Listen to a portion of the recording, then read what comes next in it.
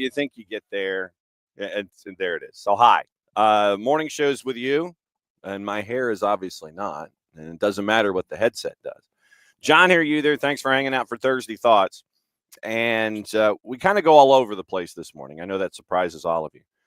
Coming up in about 10 minutes, Darren Van Tassel from South Georgia Tormenta is going to join us. We're going to talk about the announcement, official, that happened during the show yesterday, where the USL has decided that they are going to institute promotion relegation in concert with the new league that they are planning in a couple of years. So anticipating 27-28, 2027, comma, apostrophe 28, that they will have a promotion relegation with 3 leagues in place. And so we'll have a DVT coming on a match day as they get ready for U.S. Open Cup.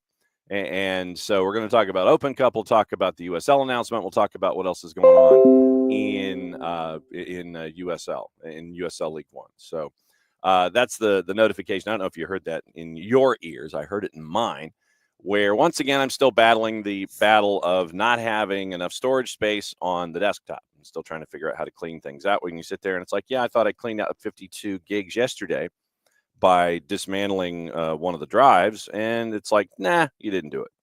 So that's the fun part this morning.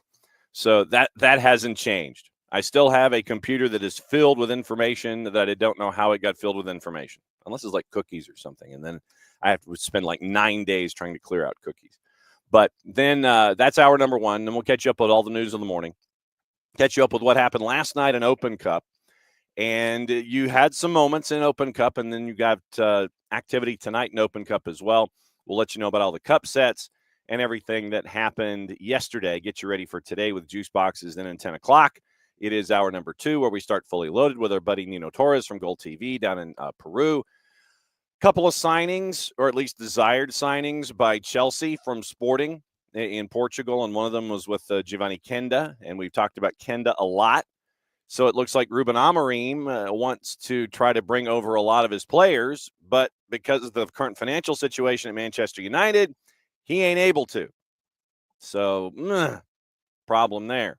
And then after that last half hour of the show, it'll be our buddy Nico Moreno from Gold TV, and he will break everything from Nico Moreno from Pulso Sports, and he'll break everything down in Major League Soccer for match week 4, do juice boxes from his perspective for match week number 5, and we'll get you ready for that, because once again, it is going to be one of those instances where you really got to pay attention to international duty. Really have to. And so we'll find out what's on Nico's mind. We'll find out what's on Nino's mind. And we'll find out what's on your mind here for the next 2 hours. And since it's been so darn long since I've actually activated anything on WhatsApp, it's going to be one of those mornings where we try and figure out what's going on so I can tell Nino what is going on. And then he can sit there and go, yeah, we need to activate things. So, yes, that's me. And so I would like it if, I don't know, it's like all I want is for the QR code to pop up. That's all I want. I'm not asking for much, so I can let Nino let Nino know what's going on. Literally, that's how the that. Yeah, I think it's going to be one of those mornings. So that's the rundown for today. And if there's anything else that I forgot, once again, lay it all out there for us, and we'll have all of the discussions about anything and everything that's going on in and around that is going on in and around everything that's attached to the world of soccer. So who knows? Who knows if you're going to have anything made available? Yeah. So I think it's already going to be one of those mornings. We do know that last night our friends at El Farolito in the NPSL knocked off Real Monarchs late. Real Monarchs went down to 10 men, and you end up with the opportunity for a penalty kick in the second 30 minutes. I want to say it was in the second extra 15 when it happened. And so you had that moment that happened late last night. But like I said, we'll go through all of the we'll go through everything that went down in the Open Cup yesterday, and we will break all of that down for all of you, in addition to anything and everything else that we have going on this or any other planet, literally. Big news yesterday from our friends at the Marshall Island Soccer, the Marshall Island Soccer Federation. So really cool stuff. They sent out their Kickstarter yesterday involving the project where they're going to have August 14 through 16 their first ever Outrigger Cup. And it's going to be a 4-team 11v11 tournament that's going to be in Springdale, Arkansas. They're going to play it at John Brown University. And after one day, they've gone past 10% of their requested goal to meet for that particular tournament in Springdale, Arkansas. So very, very cool stuff from our friends there at the Marshall Islands. We're going to catch up with Lloyd Hours and probably Matt Webb from the Marshall Island Soccer Federation Tuesday morning on the network in the 9 o'clock hour, and we'll get you ready for everything else that's going on from them. We'll get the update. We'll find out what's going on with Lloyd. We'll find out what's going on with the Fed. And by the way, Jillian Sakovitz got a jersey. I guess this is technically opening kickoff, brought to us by our friends at Kickoff Coffee and kickoffcoffeeco.com. I would recommend Soccer Fed MI on the 280 character app and on all the other places. Yesterday, Jillian, full disclosure, put out there on social media that she picked up a jersey. I don't know if it was the original or if it was the 2030 No Home kit, but Jillian, Jillian's got it. We might have to just send her a scarf anyway.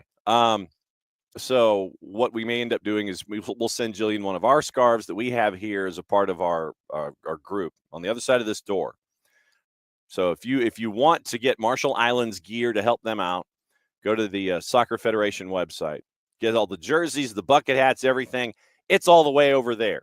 You order it in England, they ship it from England. You want a scarf from the Marshall Islands, you get it from me. Like I said, I got about a dozen before I have to reorder on the other side of this door. And once again, they met 10% of their Kickstarter goal after one day of putting it out there that they've got a 4-team tournament slated for Springdale, Arkansas, August 14 through 16. Yeah, we're already probably thinking of going. So, well, that's full disclosure. All right. So anyway, he is the man about town, and he's on a match day, and he has graciously said that, yeah, I'll come on, but probably because it's early enough in a match day where he can sit there and it's like, yeah, I think I can swing it. So for this, we go down to Statesboro and catch up with a friend of the network, Darren Van Tassel in South Georgia Tormenta, and find out what's going on with the buzz of the announcement where USL has decided in a couple of years, DVT, that it's going to be pro rel on the clock. Has it sunk in yet? About that. Has it sunk in? About that. The conversation moved from people like you and I talking about it privately to league owners talking about it to I see it on Galazzo and ESPN last night. So we've got people's attention.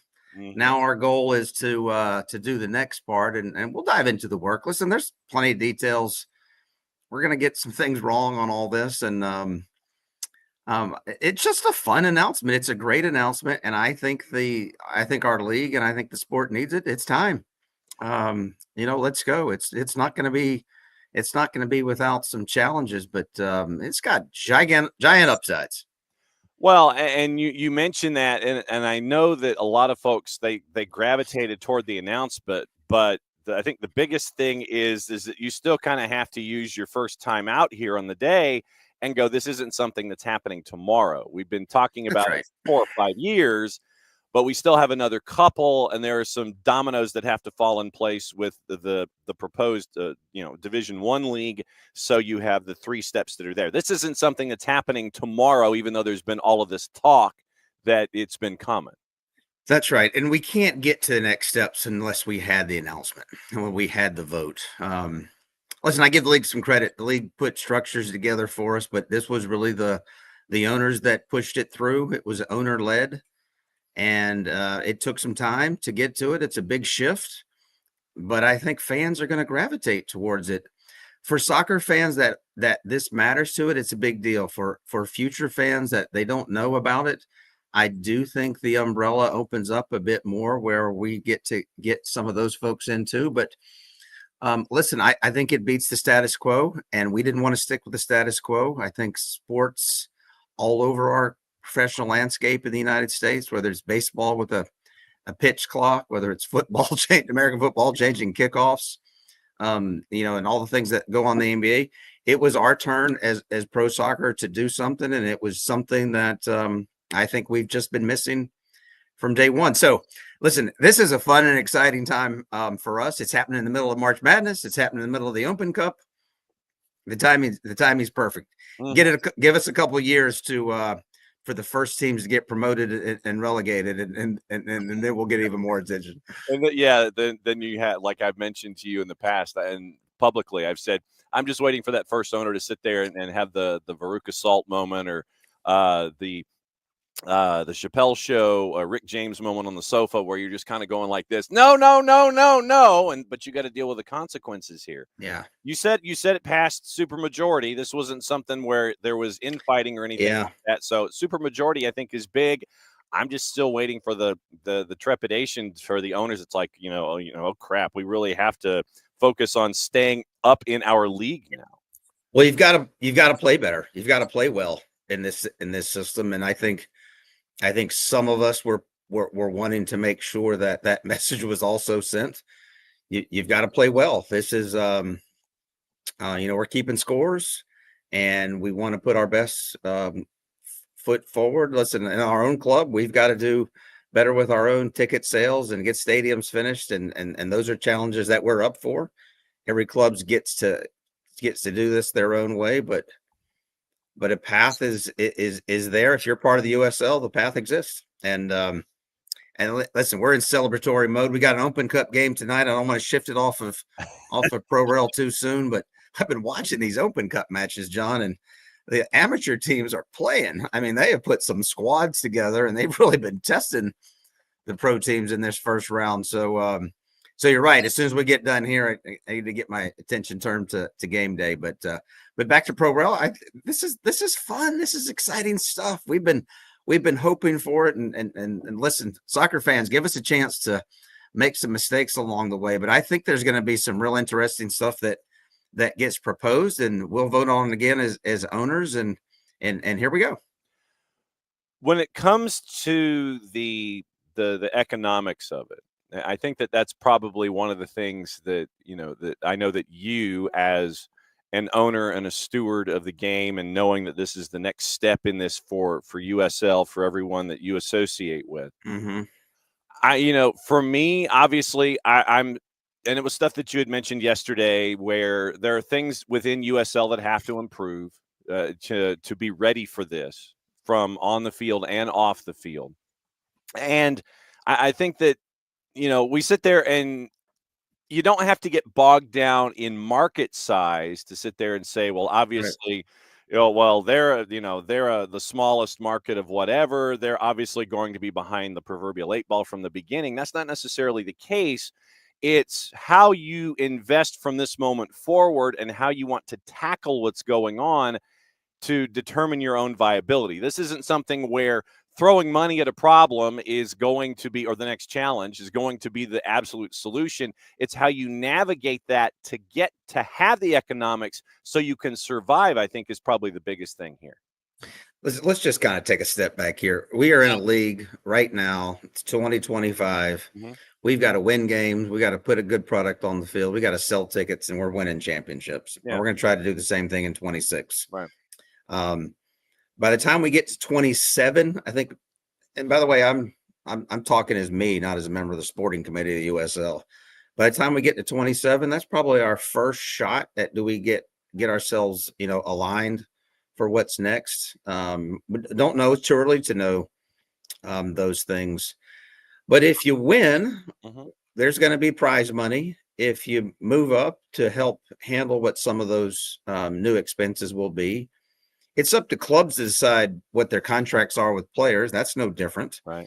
If people want to spend a lot of money and they spend less money, I mean, that's the proverbial challenge every owner in sports has, where you're the Miami Marlins or the New York Yankees. Yeah. But so that's no different. It's just a different scale. This is not recreation leagues where it's just all about participation. So I think this is where clubs have to be smart. We've got to run our businesses better. I've certainly got to do that with our own club in terms of what we're doing here. So we got to get smarter.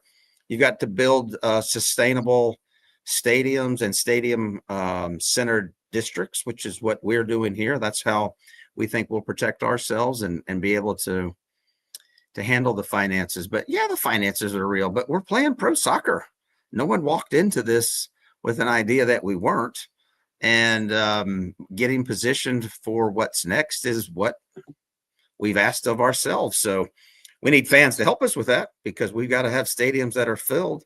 Listen, I don't speak for U.S. Soccer on these things, but as we go through and we look at what the definitions are of first division, second division, third division, those are important part of sanctioning. And I did that a lot when I was part of the International Baseball Federation, so I have some sense of how all that works.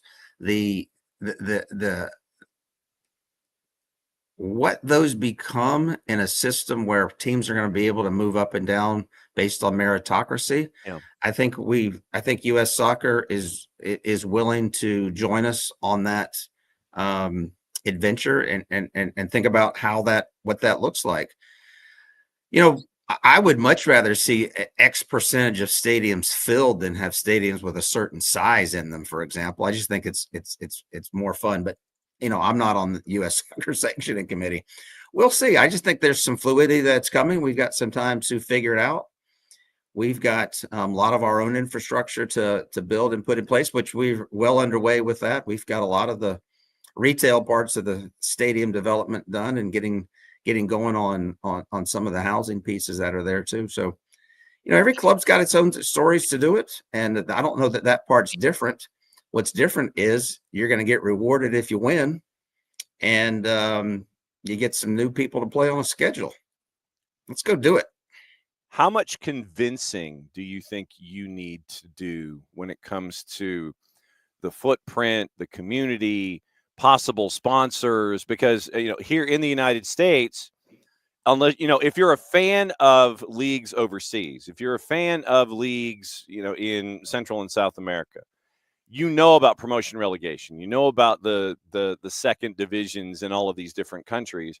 Here in the United States, the consistency of, okay, we're going to have this league. It's going to be in this manner, and we're going to do the same thing next year. It's what folks are used to. It's part of the established, Sure. I guess, DNA of what's going on. The folks across the Parkway that play on a different, football Saturday, there's no promotion relegation there, where if they did well, they could drop into the ACC or the SEC or something like that. They're just used to either being in Division I AA or they're being in the Fun Belt. There's no up and down there. How much convincing do you think you're going to have to sit there and mention to your fan base and to those in and around the communities that could be a part of this in various different ways about this being a possibility of a new normal? I think soccer one-on-one is already a challenge for us. This just gets us to add to what the next chapter of that soccer 101 class looks like. Listen, we already play in different tournaments while we're going on with the regular season. Nobody else does that in pro sports in our country. Although the NBA has, showed us a little bit of something and connected it to the regular season. So it's a different piece. I think it's a fun one to take on. Yes, absolutely. There's some education to help out with the casual fan and the super sports fan, but let's go do it. Let's take it on.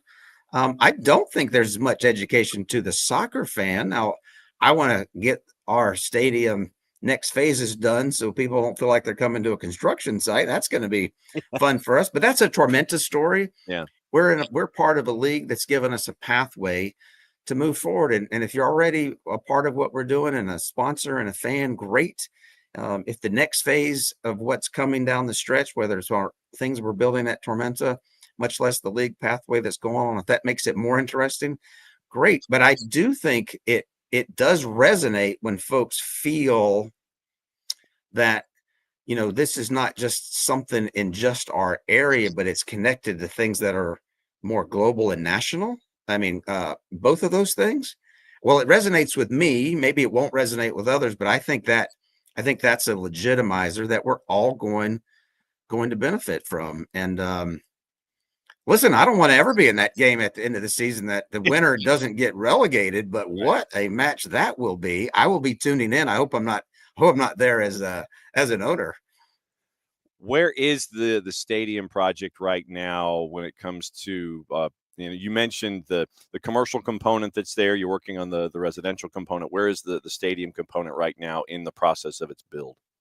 Yeah, we've gotten a lot of the retail almost completely buttoned up now, from Publix down to Chick-fil-A and a whole bunch of things in between, and moving on the next pieces on some of the residential development. And then, listen, I expect a very active construction year at the stadium this year. And, fans that are watching on TV who give us, fun about our dirt piles, those are fun. Those are our Red Rocks moments.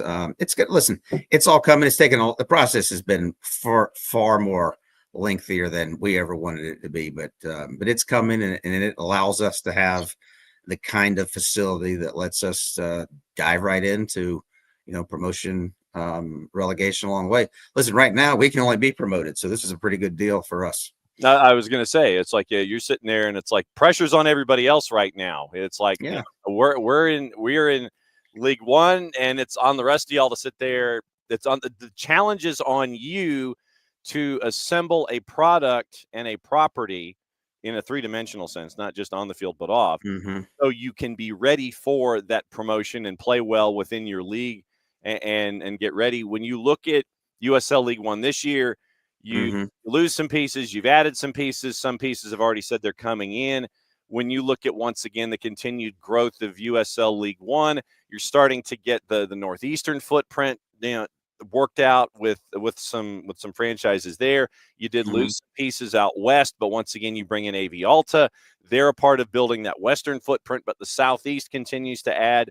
Sarasota's on its way in. FC Naples is already established. Those two teams have already had their own first little street fight in Open Cup, where you almost had two fights and a bunch of red cards at the end of that game. Yeah.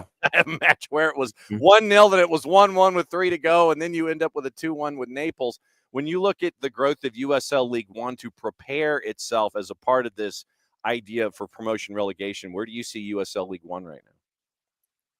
Well, I think it's the most exciting league in the United States, quite frankly.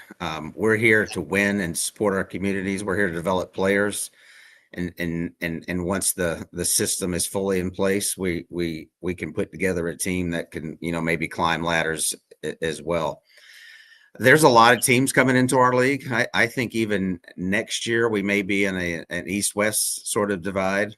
That's got to come for us. We need, and listen, is there ultimately 3 and 4 divisions in League One? Maybe. We got to have enough teams to do that.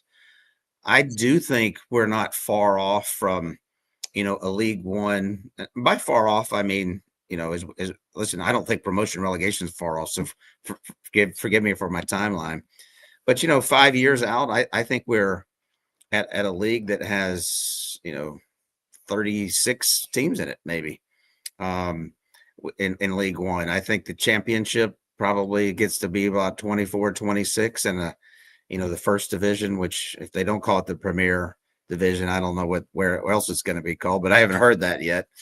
That's a number that'll stay national. I think that's how we've talked about promotion relegation happening, and once we kind of get the dust settled, all new teams are going to come in through League One and have to fight their way up to the top. Now we got to get a first division that's saturated to do that, and that's going to involve some new folks. But how that works, I don't know. I don't know which existing USL Championship teams would like to make the jump. I mean, theoretically, a League One team could make the jump. None of us are openly talking about those things. Meeting those standards. So I think that there's some out of the championship. Quite frankly, I think most of them are going to be new franchises, if I had to guess, along the way. But We'll see. I think the next 6 months are going to offer a lot of intel on what's next, and here we go. But we had to get an announcement out, and to do it, we had to take a vote. And when it came time to do it, our ownership group moved quickly and they moved swiftly, but they did not move recklessly. And I applaud us all for getting ready when it was time to do it. Darren Van Tassel, president, co-owner of South Georgia Tormenta, hanging out with us here to discuss the USL, the Pro Rel announcement, Open Cup, all the things about that's going on right now in Statesboro with Tormenta here for the 2025 season. Another couple of minutes because I know you're on a match day, and that's my next question. Since you're on a match day, you're an Open Cup. We kind of have already kind of alluded to the chaos that is there. You can't sleep on folks. El Farolito last night in PSL, they went out and took Real Monarchs to the extra 30. They got the Dukes, so your NPSL reigning champs have made it through. You can't sleep on what's going to happen tonight there in Statesboro with your first matchup. Thankfully, our club, and if you have a club run by Ian Cameron as our head coach, the Gaffer does not. There's no time taken off, so there is no sense at all about amongst our players, amongst our staff. Folks are hungry. This is a hungry team. We did not perform well last year, and so we've been hungry for a while. And hopefully that will be able to continue to help us grow and to crystallize where we are this season. So Harbor City, listen, they're going to give us their best shot. We're going to give them their best shot. This is the best part of the Open Cup. Let's go. But I can promise you it won't be from lack of preparation or understanding how important this game is, from our side. No doubt about it. For those who, by the way, soccer in this country has gotten so much better. I mean, everybody's good. There are good players at all levels. The Open Cup gets to show us once again just how much that exists. And you sit there and you go, "Oh, I think that might work here." And so that way, it's the financials that are attached to all of that. Once again, you sit there and you look at a player maybe at a Soda City who caused a great deal of chaos in the UPSL as they were chasing after a championship. You sit there, oh, I like that. And then that helps out Soda City, and that helps out the UPSL, and that helps out, their league. And then you sit there and, Harbor City might have somebody. So it's all the symbiotic relationships that we see when it comes to the Open Cup being that door that opens up to talent that you once again may not. Isn't it a great tournament? Isn't it a great tournament? We should let's just keep celebrating it. We need to win, and listen, nobody wants to get put out early in the Open Cup, but it is it touches on all the things that are right about sporting events. All right, so cut the promo for me tonight, match time, all the things when it comes to what's going on with Tormenta and Open Cup and next home dates in League One and all that stuff. Yeah, 7:00 tonight. Harbor City FC from Florida will be making the trek up. They're in their preseason. Getting ready to start. We've got a couple games under our belt, but it's still early. So this one will be a good time. 7:00 start. I think Open Cup folks got everything going on YouTube this particular time. And then we get our old nemesis, Union Omaha, the defending champs in Statesboro next Saturday. Last year, they got to celebrate winning the regular season on our field. They had a lot of champagne. I think there were 36 bottles. Wow. So nobody's keeping score. No. And it's a club that has given us fits with time. So anyway, that's what's next on the lineup. It's spring break here in Statesboro. So we've got almost 30,000 Georgia Southern University students not here. So we've got to press our buttons even more to really pull the folks together. But the weather looks pretty good. I think a little rain around lunchtime, and looks like some winds are going to come in. So it could be a pretty windy game. I think whoever wins the coin toss should get the win for the first half and try to score early. Yep, I think that's my breakdown. Yeah, I think that's what's going to go down. Darren, as always, thank you for your candor. Thank you for opening up the door so folks can understand what's going on, especially when all they hear about is a meeting behind closed doors and ABCD&E happened. As always, thanks for dropping by. Yeah, bring me on anytime. We'll keep talking about the Pro Rel as much as we can be made public. And listen, right here in my room, I keep the fire alarm right there just in case we ever have to pull it. As always, my friend, great to see you. Stay away from the fire alarm, sir. Yeah. All right. Be well. Thank you. All right. There's DVT. And He's on a match day, and so he went into the office early to go and hang out with us. But as always, when it comes to things that happen in USL, and then I mean, Darren has been with us from the absolute beginning, and so it's a point that we both make in separate aisles of the grocery store where we've been with each other from the beginning. We've seen the growth of what's happened in Tormenta, going into USL, doing all the different things, all the different places, USLW, all of that. So we've seen the championships, we've seen the growth, and now we're seeing the growth in this particular stage. And so literally when we knock on a door and it's like, okay, hey, we'd like to ask some questions. And then Darren is an incredibly open and honest about what goes down. I mean, he's not going to tell us everything because there's some stuff that has to stay behind closed doors. But when it comes to the process, when it comes to the anticipation, everything else that you have to tackle in these kinds of situations, it's great that we have a resource and a reference like DVT who can come on and let us know. I've always maintained that that South Georgia Tormenta is like the Green Bay Packers of USL. It might be in one of the smaller markets that is attached to the league, but just because you're in a small market, and that was the point that I wanted to make early on in the conversation when it came to economics, that just because you're in a small market doesn't mean you're not going to invest for like 9 negatives that my mother, the English major, is going to kill me over. So it's the level of investment that you have. Once again, it's not tied to who you are, but there will be challenges coming up the next couple of years of, okay, getting sponsors to latch on. I know that there have been reports and interest of larger investment, foreign investment. Those words have been out there in the ether without any names attached to them. But this is going to be an important next couple of years for USL as they work toward the establishment of this first division league. And, like I said, we mentioned yesterday in the interview that Paul McDonough had with Agence France Presse, where everything starts with that new league that's coming in, and then everything goes from there. So that's where we are. But to have someone like Darren who can come in and kind of break things down, and that's why I wanted to ask about the concerns that he has, the education, because right now, the leagues that you're attached to here, on the professional level, it is like, all right, it is what it is. USL Championship is what it is. You're chasing after playoffs and a title. USL League One, chasing after playoffs and a title. There is no up and down. There is no escalator. MLS does not have an escalator with MLS Next Pro. So it is all of these different pieces that are coming together here that we're looking at.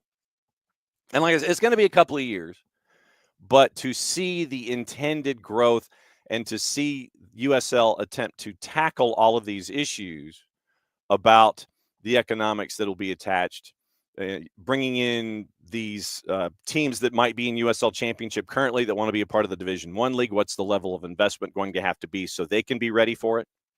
All of these different questions that are here will be what will be monitored going forward. And that's the rub in all of this, because it's going to come down to the financials.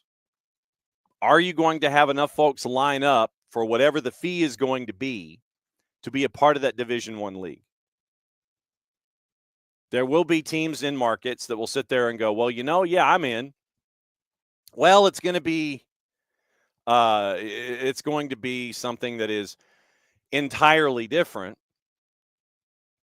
And you're trying to gauge, okay, who's serious and who isn't. Who is on the outside right now that is serious? How serious are you? What's the price tag going to be to go into this new league, first and foremost? All of these different economics that are going to be attached to it. What sponsors that haven't had the chance to get into the door of wanting to be a part of the soccer landscape get to be a part of the soccer landscape with the USL now? Do they want to be a part of Major League Soccer? Do they want to go to USL? Do they want to do both? The economics to launch the Division I league, to me, will be interesting. And you have to look at things improving in aspects that you don't necessarily think. It's the stuff that we don't see in the day by day. It's the stuff that we do see in the day by day that doesn't quite register, that you might take for granted when it comes to the running of a franchise. All of these different economic aspects of it. And the monitoring of the success rate of getting folks to jump into this idea. Well, like I said, contingent upon that Division I launch, then the other two pieces fall into place. Darren had mentioned, 30, 36 franchises in USL League One. The Southeast footprint has always been strong in USL League One. But we have always mentioned the idea that you would have hubs and that you wouldn't touch each other until you got to the playoffs or the postseason. So there's a lot of things in play here to keep an eye on. Who dives in, who comes in from the outside, who is on the inside that wants to dial it up financially, and how you're going to execute it. And this was also a point that was made yesterday in the initial press conferences that were had by Ian Cameron and by Darren yesterday with South Georgia Tormenta.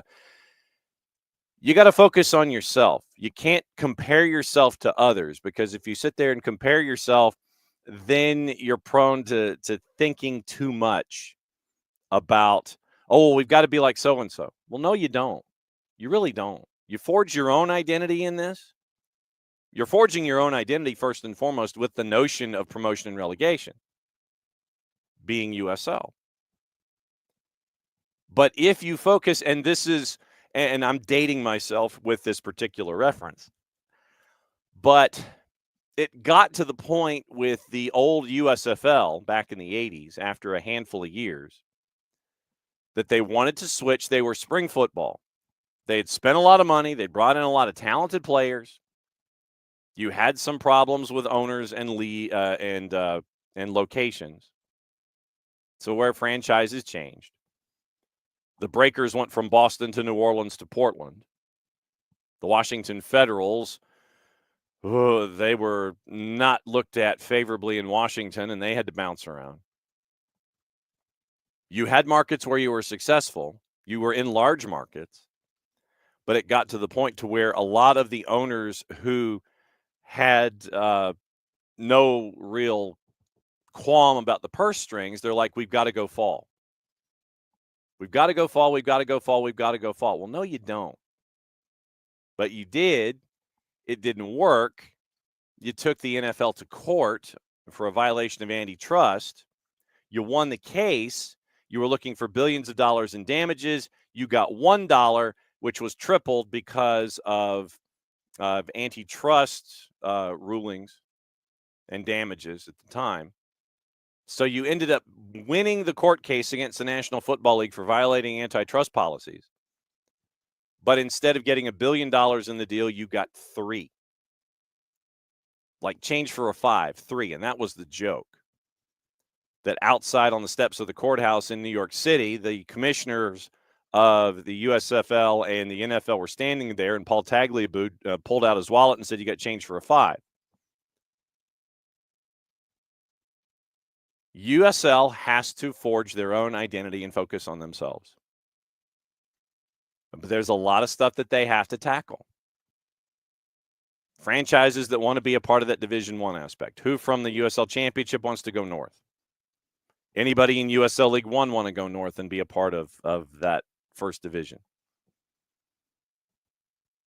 And then making sure that your financials are in place.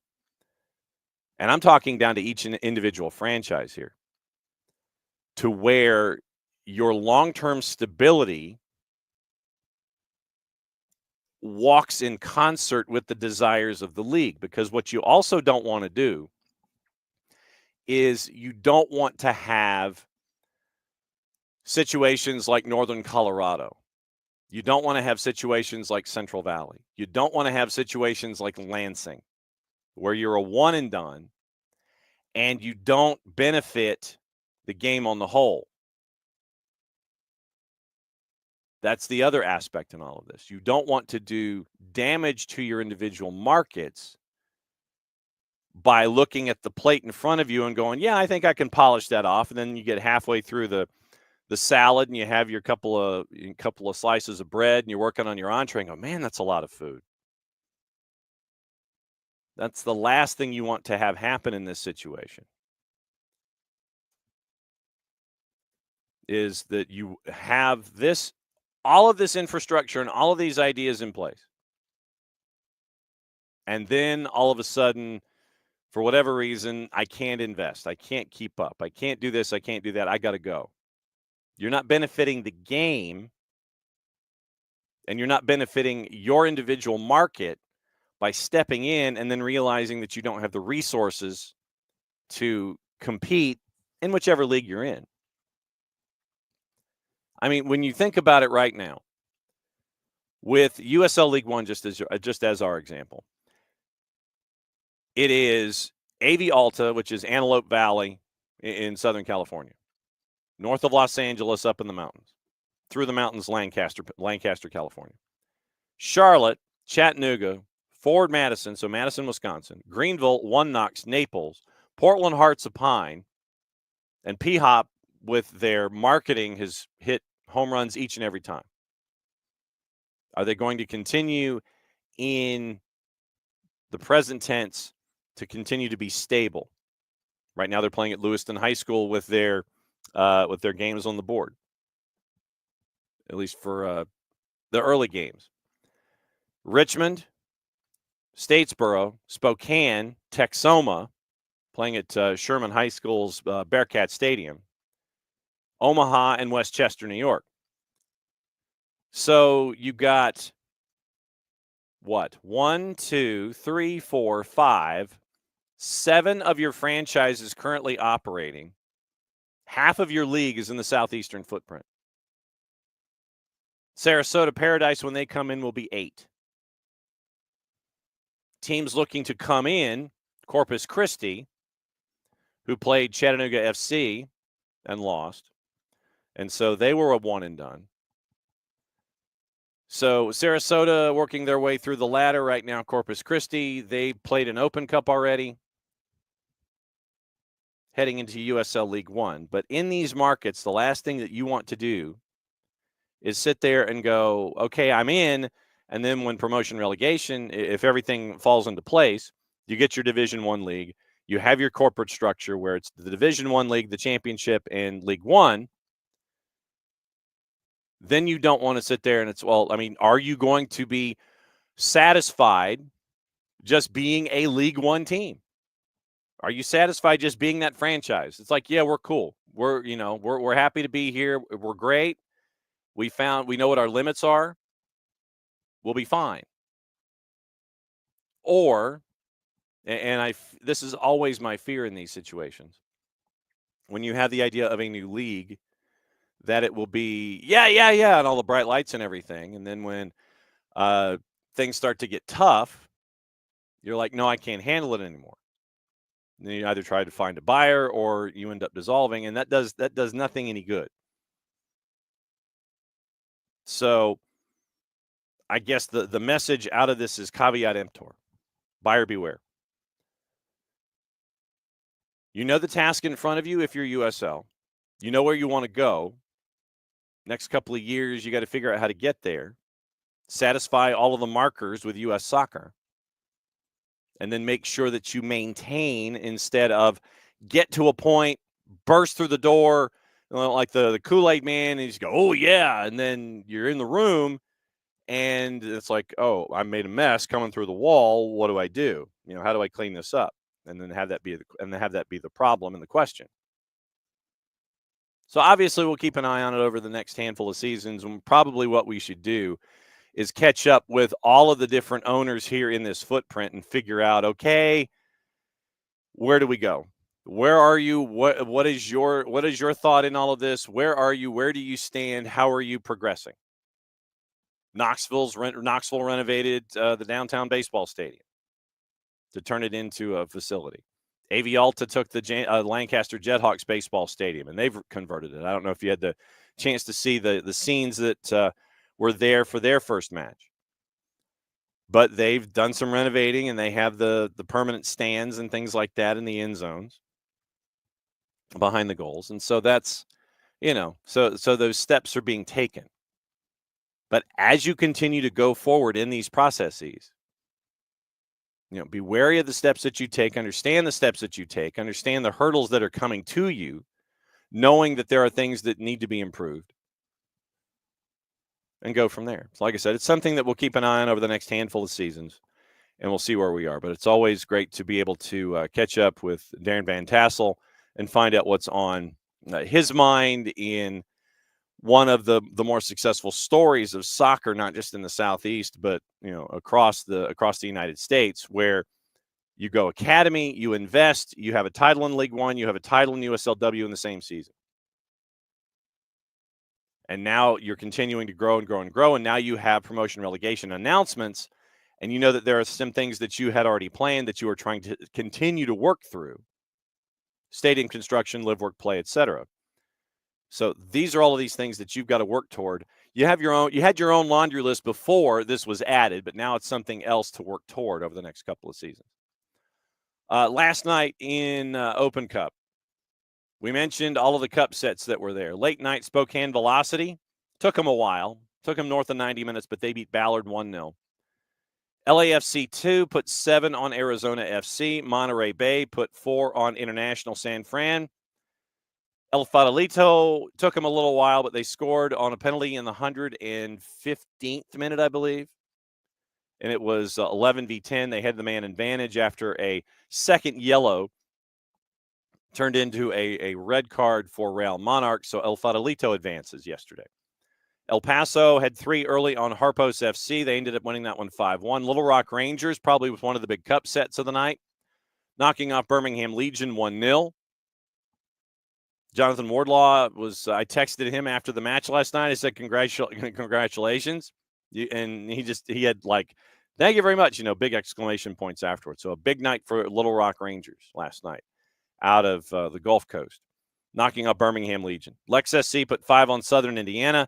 Des Moines Menace at a plus 134 on the road beat Sporting Kansas City 2-1. If you can go on YouTube and go back and watch the match or have it on in the room, the fans at the Sporting Kansas City 2 Park, I give them a lot of credit for trying to come up with imaginative chants when Sasha Klestion was stepping back to take the penalty that would eventually give them the 1-0 lead. You had the fans chanting AARP. And Sasha Klestion did manage to, post-match, talk about the analyst-heavy Des Moines Menace. But Des Moines gets the win. They advance 2-1 at Sporting Kansas City 2 at a plus 134. So they were a road favorite. Things flipped in that one. Initially, Sporting Kansas City 2 was the favorite. And then by the time that the match kicked off, the odds flipped. Menace were the favorite at a plus 134. They won it 2-1. They advanced. One knock shutout App FC 3-0 at a minus 125 in Boone. Messi and Friends 2 beat Miami United at a minus 104, 4-2. Virginia Dream knocked off Richmond Kickers, another one of the big upsets yesterday, 3-1. Virginia Dream, by the way, were at north of plus 540. Chattanooga FC beat Corpus Christi FC in the extra 33, 1-0. And they now, on their social media, they know who their next opponent is. It is Chattanooga Red Wolves out of USL League One. On their social media, meaning Chattanooga FC, they said, we will be playing the team from East Ridge. 10 minutes separating the two teams. They're going to be playing at Fort Finley. And Chattanooga FC is like, we're going to be playing the team from East Ridge in all the releases and all the social media. And then Columbus Crew 2, no problem with the New York Renegades at a minus 204 by the final of 4-1. Today, once again, we mentioned the matchups, and it's a chance for our buddy John Schuster in U.S. Open Cup to see what is going to be a part of the magic of the Open Cup. Ford Madison hosting Duluth FC at a plus 446. Ford Madison and the Mingos are a minus 204. Long Island and Charlotte Independence. Long Island is hosting at a plus 112. Charlotte Independence is almost a plus 200 in the composite. Mentioned Tormenta. Tormenta is a minus 526 against Harbor City. 90-minute draws a plus 536. Harbor City to win outright a plus 847. 7:30, Carolina Core hosting Soda City. And someone, literally as I'm staring at it, put a massive amount of money, juice boxes on Soda City, because initially when I started to stare at the numbers, Carolina Core was a minus 2,000 in the composite. As we're talking, the juice box number went from a minus 2,000 to a minus 1,667 in the composite. And that's 7 different juice box purveyors combining to come up with that number minus 2,000. Those 7 combined once again, the number went to minus 1,667, and now it's fluctuating wildly. It went back to minus 2,000 literally as we're talking. Soda City is a plus 21.22 to win in 90 minutes. Your draw is a plus 990.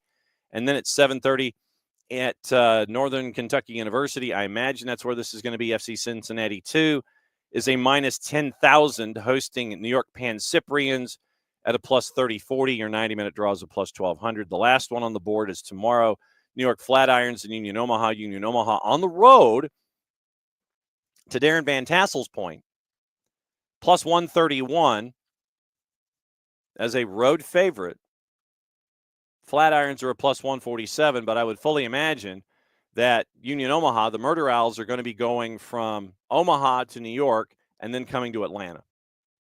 I do not anticipate them going with a match on a Friday, taking on the New York Flatirons, that they're going to go from Omaha to New York to play on a Friday, turn around and come down to Statesboro.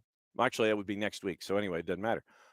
So you would have that weekend off for Union Omaha. So Union Omaha flies out today. They go to New York, take on New York Flatirons tomorrow.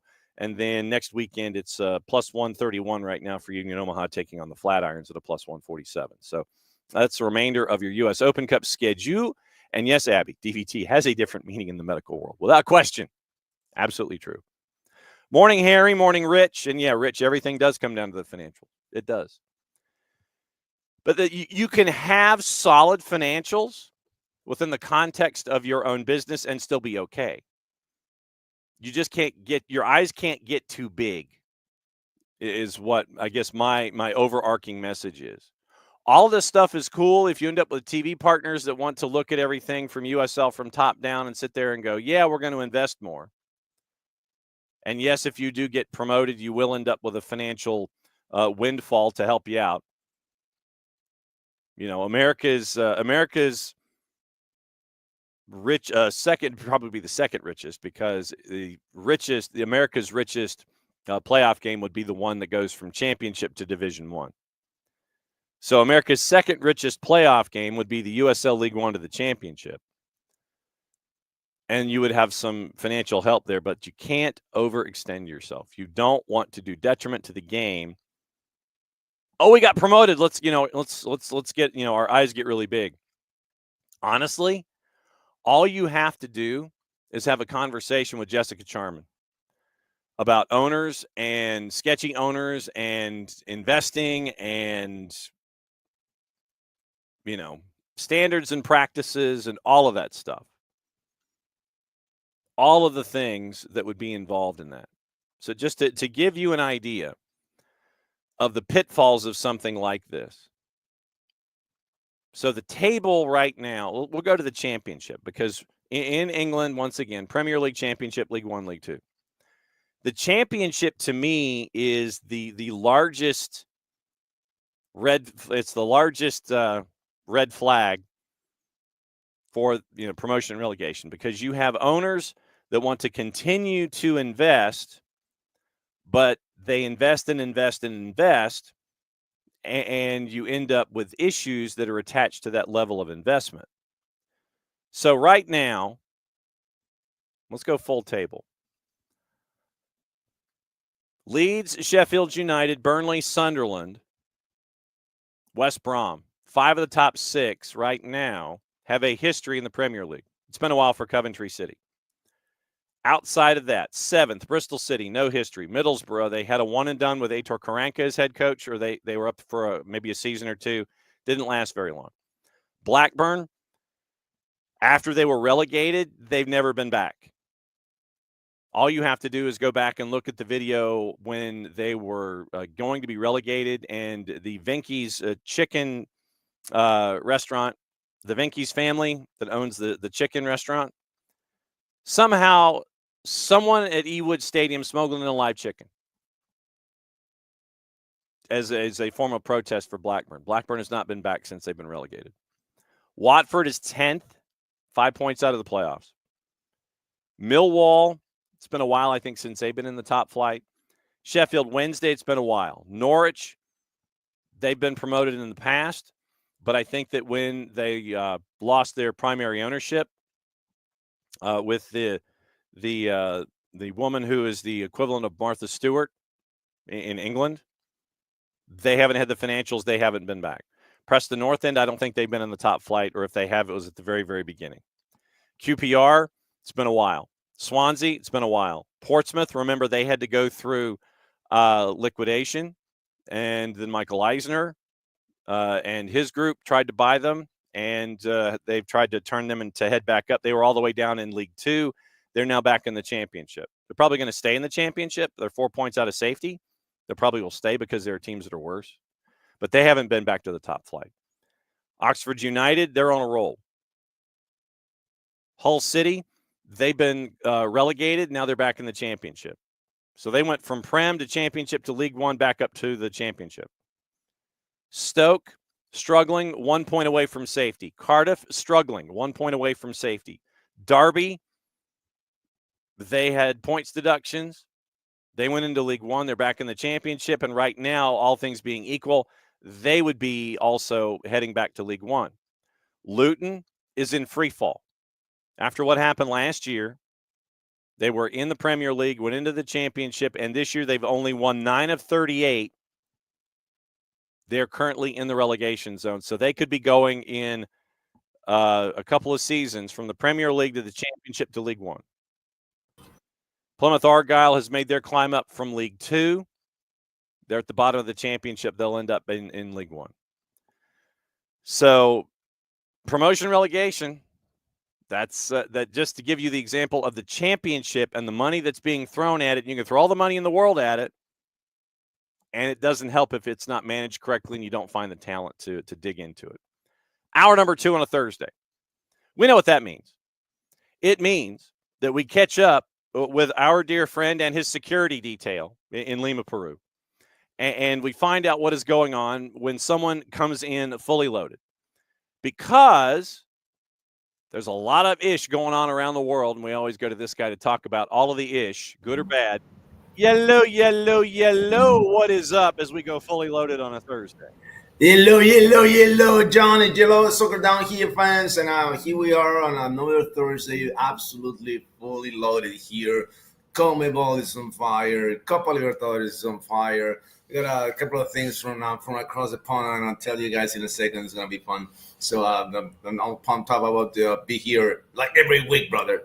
As always, and we always love it when you drop by. I have the 4 topics. Like I said, I haven't seen them. So this is my first chance. One of the things that I wanted to discuss has to do with transfers in Portugal. So what we'll do is we'll go with my topic number 5 or 4B, and then we'll get into your topic about red cards in Portugal. So we were talking about Sporting. Yeah. And the idea that Sporting players would naturally be gravitating toward Manchester United because of Ruben Amorim, and him wanting to basically turn Manchester United into Sporting North. But right. of course, Chelsea now has come into it, and they've gone into the candy store, or they've gone into the toy store, and they're like, ooh, we like Kendo, we like Isugo. We're going to go and chase after them and get them instead. So Manchester United, who is in a lurch financially, has to kind of sit there and take it, while Chelsea is interested in 2 of the young talents from Sporting. Not the direction that we were looking at for the young talent coming from Sporting. Well, with Chelsea, man, Chelsea is a pain. Chelsea is a pain for everyone because they buy players and they don't use them. They buy like I don't know how many players they have in the roster. It's just ridiculous the number of players that they buy every single year. They ended up playing in, I don't know, Lithuania or something. Okay, so it's just I don't know. They make a lot of noise. But I think that Ruben Amorim has the upper hand on this one. Okay, I think Ruben Amorim has the upper hand on this one. If someone's gonna be in the race to get these young jewels from Portugal and to go to Premier League, Ruben Amorim has the first choice. I'm telling you that right now. He has the priority. I'm telling you, that there's no doubt. There's no doubt that he has a priority. We'll see what happens in June, but for now, I'm going to tell you that Ruben Amorim is going to move the pieces, and he's going to make some phone calls. And hey, but they're putting more money. I don't care, brother. You want to see Manchester United out of Europe again? No, right? You don't want to see that happening. Okay, nope. So let's put money down. Let's put the money down, because this being in 13th place for a giant team like we are is not acceptable. And there is a scenario that was laid out by, I want to say it was by the Premier League, where if you finished 11th and certain things happened, you would be playing in Europe next year. It's like so-and-so had to win this tournament, so-and-so had to win this tournament because of the math and all this. If you finish 11th, there is a scenario where you do get into Europe next year. They need to get there. They need to get to 11th place, brother. It's just, I don't know if it's going to happen or not, but I have my doubts. The way that things are going with United, it's crazy. I have serious doubts, brother, that they're gonna crack the top 10 in the Premier League. You know, what's it's gone now. Hold on a second. Don't go away. Don't go. Hey, no, I'm looking at 13, right? It says 13. Let me see the points here. They're 4 points away from Brentford, and Crystal Palace is ahead of them. Yeah, we'll see, man. There's a lot of games still on hand, right? It's like, what is it, 7 more games to go. Okay, so here's your scenario. Liverpool, Arsenal, Forest, and Man City all qualify for the Champions League if that's your top 4. Right. Newcastle qualify for Champions League in 5th. UEFA awarding an extra place for English clubs' performance in Europe this season. So that would mean that right now it would be Brighton in 6th. So the 6th place gets in. Bournemouth finished 7th, qualify for Europa by winning FA Cup. So if Bournemouth wins FA Cup and finish 7, they go to Europa. Oh, Chelsea. Yeah, forget about that. If Chelsea finish 8th, they qualify for Europa by winning Conference League. So Conference League, if they win, they go to Europa. Chelsea goes in. Villa finished 9th, qualify for Champions League by winning that competition. Obviously, that's a tall order, but still it's out there in play. Manchester United or Spurs finished 10th and could qualify for Champions League by winning Europa. Oh, they have to win Europa, man. There are a lot of. I know. Like I said, that was the scenario that was laid out, man. That's a lot of hoops to jump through. But it's a lot. It's a lot of pieces to move in order to squeeze my Manchester United in. I'd rather just sit tight and I just watch the competitions on TV this year, because if we qualify, we're gonna be horrible. So yeah, no, thank you. I pass. I'd rather watch the game on TV, brother. Yeah. So the fees, precise total for the package for both Isugo and Kenda, 74.4 million euro. Kenda has a fixed fee of 51 with a further 1.3 million euro in add-ons. Kenda's joining in 26. Isugo's fee is 22, and he joins this summer. So 2 young talents go to the toy store that is otherwise known as Chelsea. As Todd Bowley Bowley Clear Lake just want to go like this. No, you can't have my toys. And he just kind of sits there and he's like this. So 74 points for Kenda and Isugo. Just all the toys. All right. That's I'm telling you, that's a steal. That's a steal for those 2 kids, man. 74 for those 2. I'll pay it. I'll pay the money. All right. So since we're in Portugal, I'm going to skip to topic number 4, where it says a red card set fire to the rain in Portugal. Who are you, James Taylor?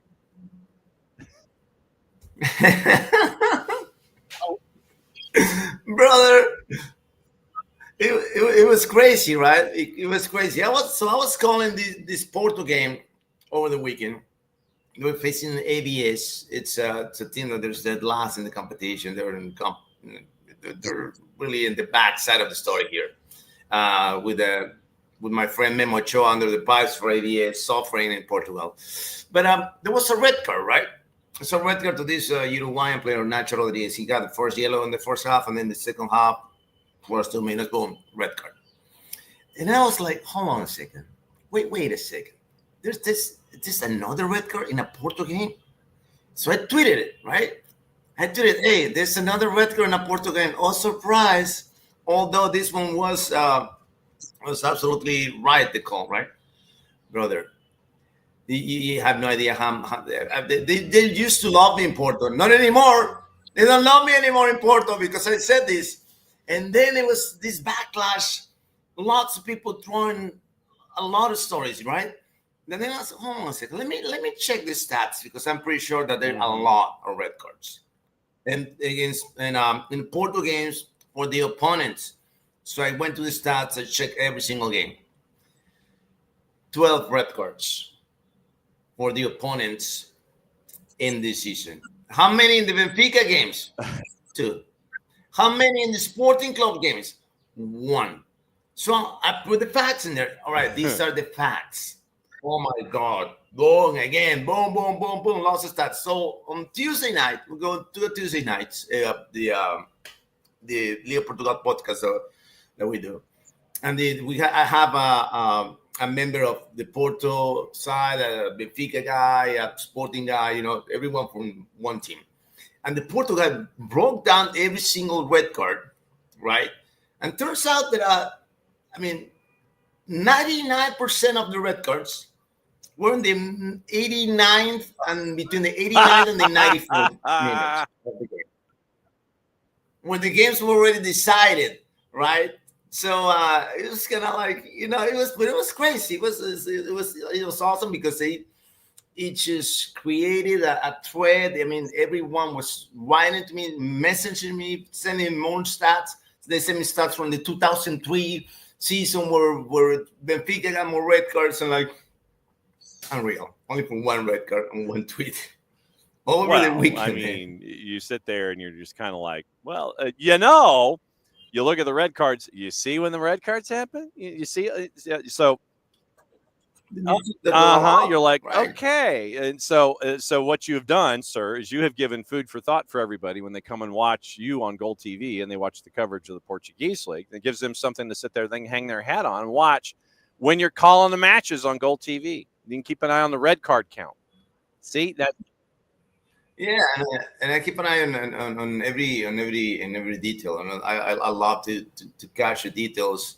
And sometimes people write to me, bro, how do you find that? I love details, man. Small details that it's crazy. I remember one time there were, it was a halftime, and I was giving all the insights, I'm talking about the highlights, and then they put on the screen this beautiful lady, right? She's so beautiful with the colors of the Benfica. I don't know who it was. I was talking and I went mute. I was like, oh, for 5 seconds, right? And the people start sending a message. What happened? You're like, well, I'll tell you. I went black for a second. Well, I'll tell you. Did you see who was on the screen? That's what happened. That's exactly what happened. We are in the international window, and it is that time for folks to leave their clubs and go and play for their country. And right now, there you see, he's ready to go. FPF, he's ready to go repping the country, and you have your qualifiers going on, and CONMEBOL is its own kind of crazy. Not that that's any new news or anything like that. But right now, Oh here's how it is. The top 6 go in of the 10 nations that are currently participating.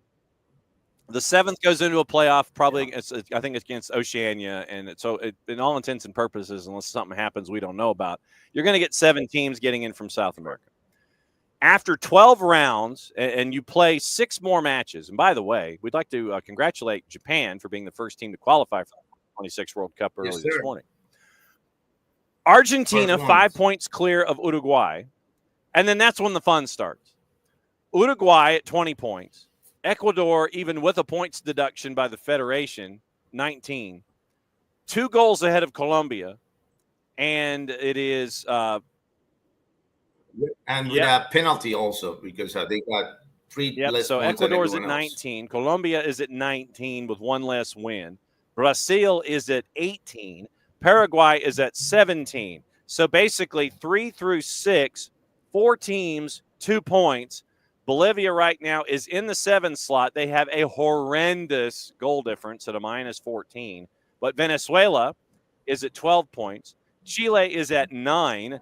And Peru is at 7 with some work to do with 6 matches to go. So please explain the chaos, sir, for those of us that are not living in it. My God. It just it hurts every time, and doesn't matter how many times I see the table, and we are at the bottom of the table. But the crazy part is that we're gonna fight Bolivia tonight. There's number 7, and then we're gonna fight Venezuela on Tuesday. They're number 8. So if we beat those 2, we climb up to the 7th place, just like that, just like that. The only thing that we got to do is win 2 games in a row, something that we haven't done yet in the entire qualifier. We only won 1 game, 1 single game on these qualifiers. We got a new coach, interim coach. We got new names coming into the Peruvian national team. But you got to be honest, man. I got to be honest, Johnny. You say, like, don't lose the faith, but keep the faith. Well, things like the faith left my house a couple of weeks ago or so, because I haven't seen her in a while. So faith is not with me right now. I don't think that we're gonna make it. And I don't want it to make it. You know, I just don't want this team to go to the World Cup. That's ridiculous, right? But I don't want it to go, because I don't want it to go, because it's going to be horrible, brother. It's going to be a horror party in when Peru goes to the World Cup. Just imagine, all right, Riley, this is the 2026 draw. Who's in your group? Germany. Who's in your group? It's Japan. Who's in your group? Nigeria. Boom, we're done. We are like, no, I don't want that. It could be a different story, right? Because there are more teams coming into this competition, but no, it's ridiculous. Right? As crazy as a soccer junk that I am, a big fan, but I also understand that I want my team to deserve what they get, and I don't think that we deserve this right now. If they win these back-to-back games, who knows? It might change if they win back-to-back games, we're back in the race. Yes. We're back in the race. I don't think we're going to win, brother. I don't think we're going to win back-to-back. We're going to beat Bolivia tonight. That's for sure. That's for sure. Right? I don't know if a 1/2 nail, 1 nail, 1/4 of a nail, whatever the result is. We're going to win tonight. It's not going to be pretty, but we're going to win. But then we got to go to Venezuela. Right? And Venezuela, let me give you, out of the last 5, they haven't won in the last 5, okay? But check the rivals. They got points against Argentina. They got points in Brazil. All right, that's the other draw, and that the third draw. I don't know who that was. The third draw that they have in let me tell you, Uruguay. Okay, Argentina, Brazil, and Uruguay. So if you get points from those three, you got serious chances to advance, because then you got to play to the teams on the bottom half of the table, and you got the chance to beat it. And the Sergio Batista is doing a phenomenal job with the Venezuelan team. So it's really complicated, the situation from Peru, and I don't see the fire. I don't see that inner fire that tells us, they're gonna fight and they're gonna probably make it happen. But no. Okay, so I got two more topics, and then our buddy Nico Moreno is going to join us at the last half hour to talk Major League Soccer. What's this about a Copa Libertadores party?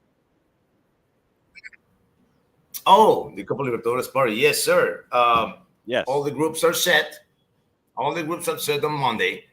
And it's crazy that in the qualifiers, we don't have a chance. But I feel like the Peruvian teams, for the first time ever, we have a chance to advance into the knockout stage of the Copa Libertadores. Even though we have top groups, because Universitario plays River Plate, Sporting Cristal plays Palmeiras, and Alianza Lima plays Sao Paulo. All right, those are the big dogs that are in each group, and the good news is that they're gonna face them in the first round, in the very first round, in this April 2nd, 3rd, and 4th. That's when the Peruvian teams are gonna kick off the Copa Libertadores participation. I'm telling you this, brother. For the first time, I believe that we can win. Okay, you believe that you can win. Okay, all right. Yeah. For the clubs, not for the national Okay. team. All right. So there we go. Yeah. So all right. So I'm looking forward to it, and we can discuss all of the things, and we can do all of that. All right. So topic number 4. Topic number 4 on the list for our friend here, Nino. Another genius decision from the Peruvian Soccer Federation. So the man's wearing the jersey. He's sporting it proud. And now he's looking skyward going, what in the ish is going on with my federation? Because right now, by the way, you are a minus 238 in the juice boxes tonight against Bolivia, who's a plus 767. So you're a prohibitive favorite tonight. Yeah, and it doesn't have to do with the actual qualifiers. It has to do with the Copa Libertadores, because in the first rounds, the first 2 rounds, it's in April 2nd and then April 9th. But in between, there's a Clásico in the Peruvian tournament. It's Alianza Lima versus Universitario Deportes, the 2 biggest clubs in the nation facing each other, but they have 2 Copa Libertadores games in a week. So there was usually what they do is this. All right, you got this game in the middle. Let's postpone this game for another time to give you time to prepare for the international competition. Right? No, sir. No, we're not going to do that. We are not going to do that, because this is I'm quoting this guy. Because I believe that our clubs are well prepared for this tournament, for this Copa Libertadores. They invest in the players, they invest in the infrastructure, so they are ready to face this challenge. And I believe that they don't need the extra time to prepare for those games. So we're not going to postpone those games. Keep playing, guys. Keep playing. I'm cheering for you guys.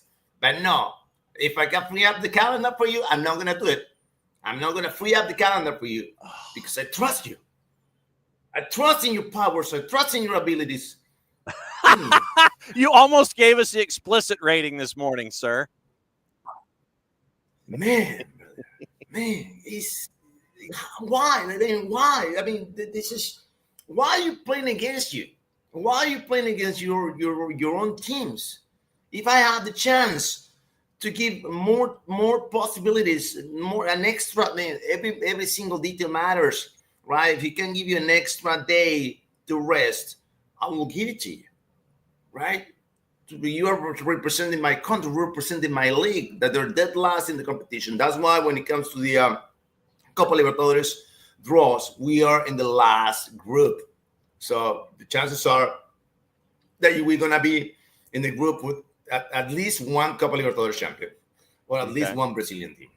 So you're going to get out of there and go move into the group 3, maybe group 2, maybe alongside with Independiente del Valle, with Liga de Quito, with those guys that are ahead of you, because the Ecuadorian league is in a different consideration in CONMEBOL right now.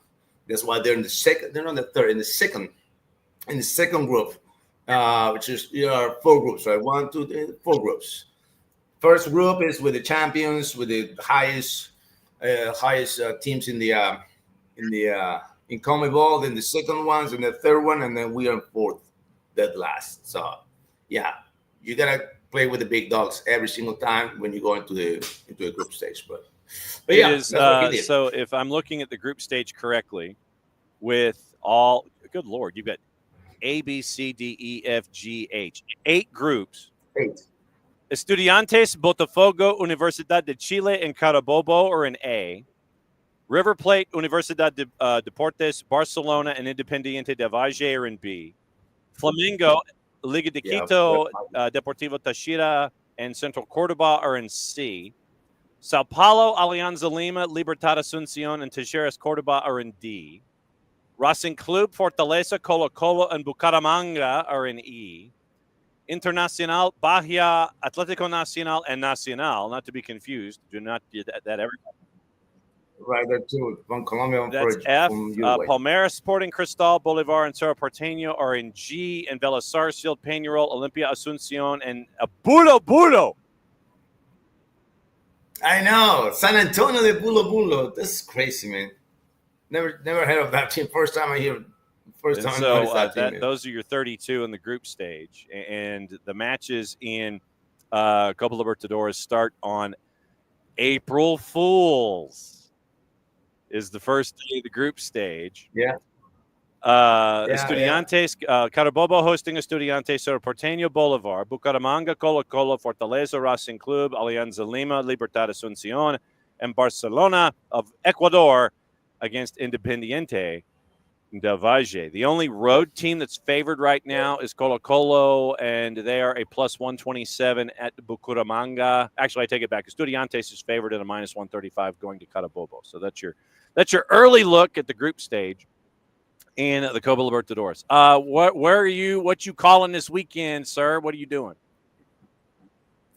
It's a pretty chill weekend because, it's a FIFA international break, so I only got a couple games. Only the Uruguayans are playing. Uruguayans play rain or shine, brother. They don't care about the international breaks. They just keep going. They just keep playing. Kind of like the U.S., man. They're just like, yeah, whatever. Major League Soccer is playing this weekend, too, so I get it. Let's see. So today, in the Uruguayan League, Montevideo City and Juventud and Peñarol and Liverpool. That's today. Then Saturday, it is Boston River and Racing Montevideo. Are you going to get your Kentucky folks to talk to you about Boston River? Yeah, of course.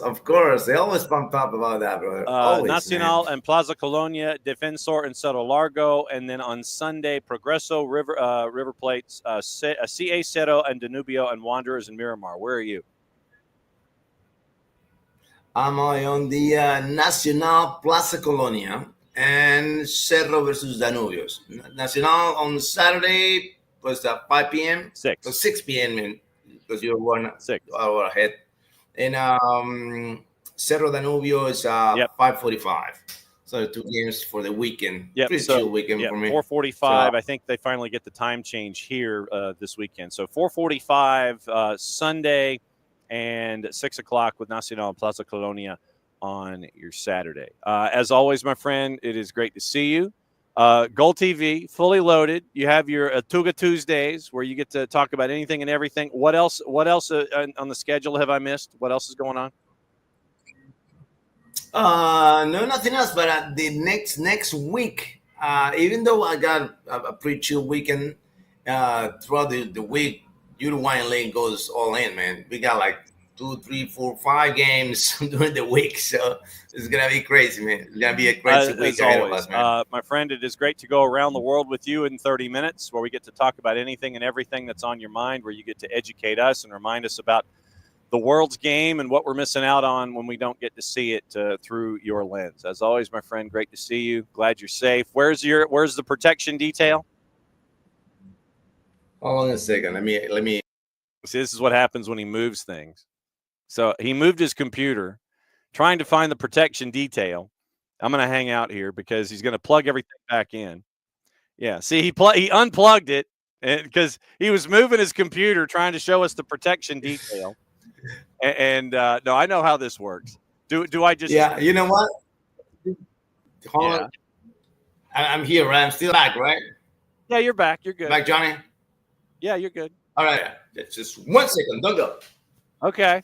See, this is where we check in on the protection detail every single week, just to make sure that that Nino is truly and totally protected when it comes to anything and everything. There he is. There, and he's like, "Bruh, you woke me up. You woke you up, huh? That's You my wo- boy Coffee. You woke me up, man." He is it just like, yeah. I'm like, he's looking at us like, "Put me back in bed now. Put me back." Thank you, guys. That's fantastic. That's great. Be safe, my friend. We'll see you next week. Just be safe and be well. Right. You too, man. Take care. All right. So, but no, that's funny. The fact that I just had this vision. It's like, why are you picking me up? Why? It's the way it is with all of our furry protection details. The security detail here is hanging out with the boss, by the way. Yeah, he's 2 floors up today. He is not here. He is not here because the boss is upstairs. The boss is 2 flights up. And for those of you that may not know, yes, this is the boss's fat head. This is her fat head from when she was performing a couple months ago. And her coworkers created fat heads for herself and the rest of the band. And so, of course, when her performances were over and you got to kind of sit there and go, woo, in the crowd, I said, no, I'm bringing the fat head down here to the office. So, yeah, this is the boss's fat head.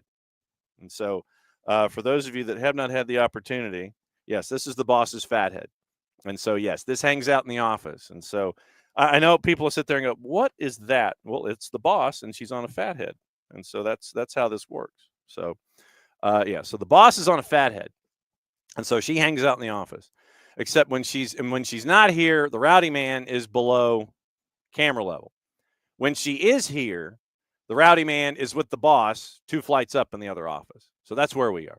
But no, we love Nino very much, and we love his security detail just as much. And so it's always great to catch up with them and find out what's going on. Because, like I said, we get to go around the world. So let's see. Today we did Portugal, we did South America, we did CONMEBOL, we did Copa Libertadores, and all points in between. So that's what we're here for. But no, as always, it's great to catch up with Nino and find out what's going on in his mind. And coming up around the corner, that's our buddy Nico Moreno. And we get to find out about the crises that are going on in Seattle and find out what in the wide world of sports is going on when it comes to everything that's engaged in Major League Soccer as we continue. So Nino mentions that the Uruguayan league continues. Major League Soccer continues as well.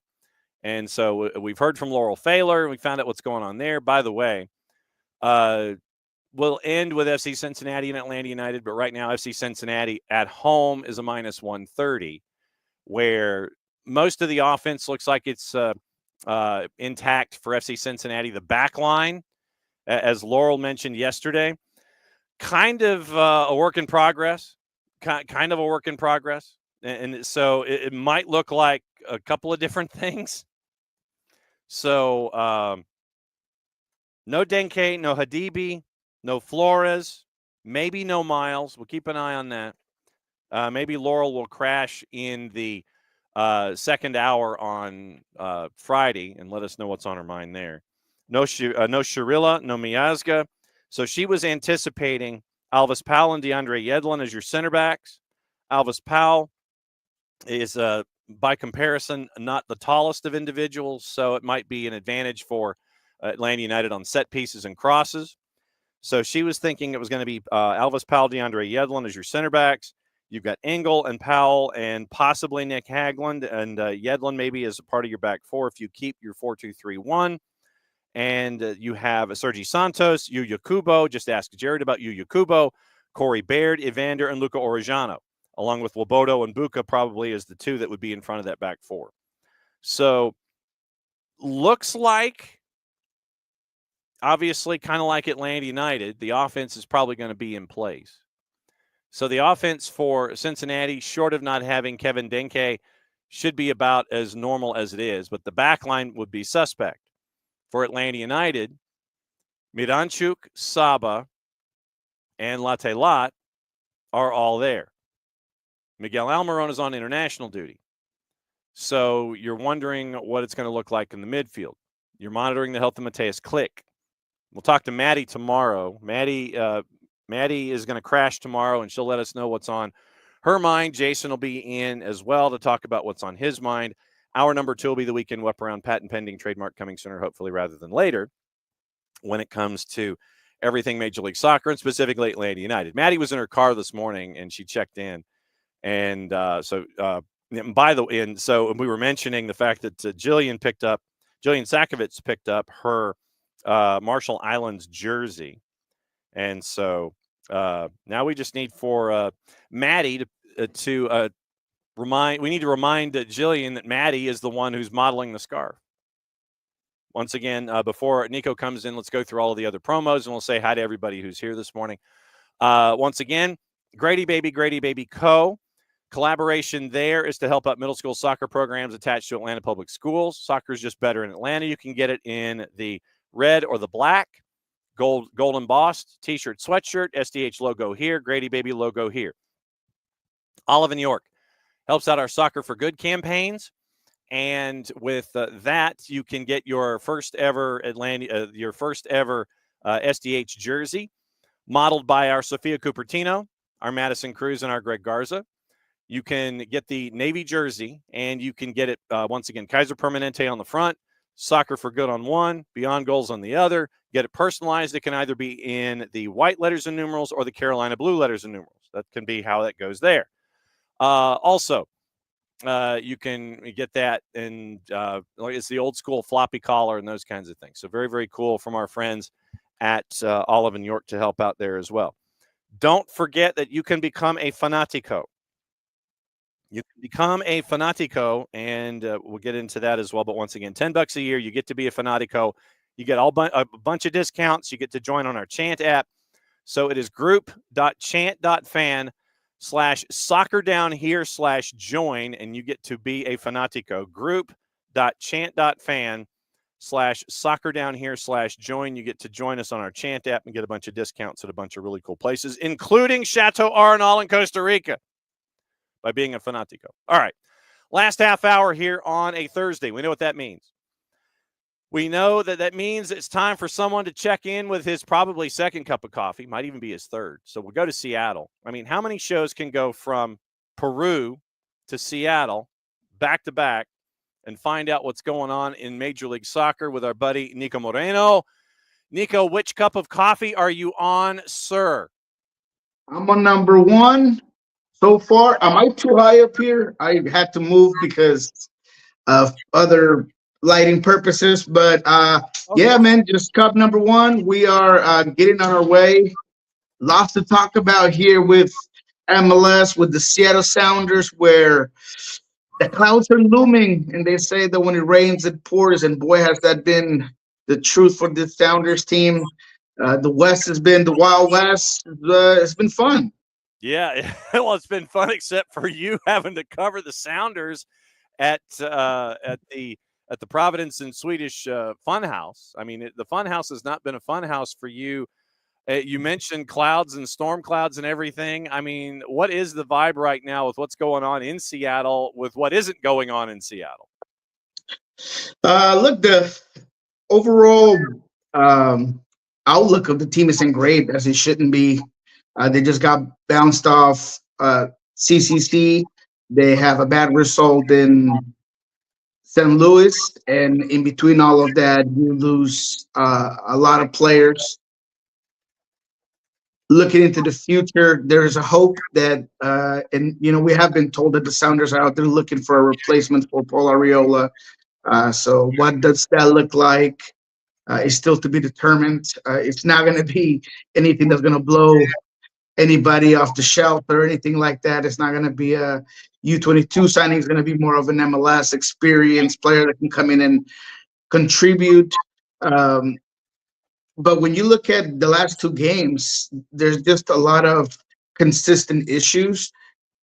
This team cannot continue to have anomalies or mistakes that, yes, they're nothing more than mistakes, but that's what's costing you games.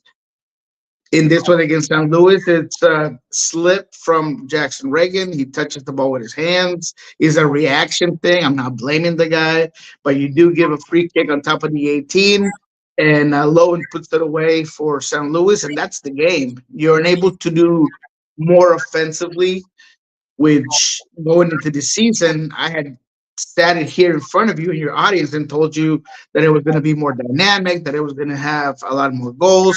And although the chance creation has been there, because it has been consistently, whether it's in parts of games or in entirety of games, regardless of not getting the results, against St. Louis, you were hoping that Jesus Ferreira was the guy. The Jesus Ferreira who was going to take over for Jordan Morris, who's out 4 to 6 weeks.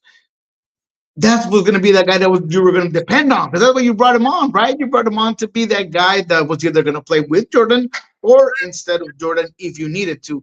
And it just didn't look good. And he looked like a guy that had not played the 9 for this team since he's got here.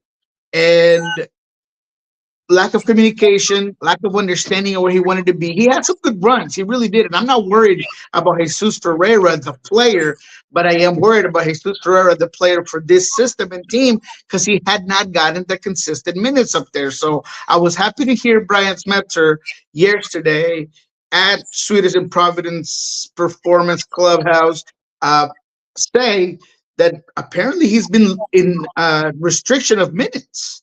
So, man, that's news. That's kind of what I've been looking for when I'm asking about Jesus Ferreira. The truth will set you free, baby, and that makes sense, right? If you're restricted with minutes, that's the reason why he's had, limited minutes up there, limited minutes in certain places. So, can this team get better? We really hope so. But after Houston, you have a 3-game road trip. 3-game road trip. Not easy. So the depth of this team is really going to be tested, and it all starts this weekend in the Nicolas Cordero comes home with a chip on his shoulder game. Some people are calling him the revenge game. I'm not going to go that far, but I am going to say that Houston and Nicolas Cordero are coming here to get a win. And in looking while you were breaking down the situation for Seattle, you only have, and this is the numbers that were published 2 weeks ago, it appears Seattle only has a little over $1,100,000 in Garber bucks available to have anybody come knocking on the door. General allocation money as of February 29th, Seattle has $1,152,648. So that is the GAM that is available to Seattle if you're looking for some kind of a replacement for Paul Arriola. By comparison, I mean, Atlanta's about the same. Dallas has over $2.3 million. Houston's got $3.7 million. Sporting is about the same. Messi and friends signed yet another player, and it's a loan deal. So I imagine it's a straight GAM up. So they had $3,151,000. Minnesota had close to $4 million. NYCFC has over 4. RSL has over 3. All Caps has 2.6. So you're kind of in the lower half when it comes to anybody that you can chase with only $1,152,000 in Garber bucks available. Yeah, I think, and I'm not 100% sure because numbers are now much strong, but I think that if they put Paul Arriola in the end of season list, they get 600 back, I think. Yeah, so that puts you to 1.7.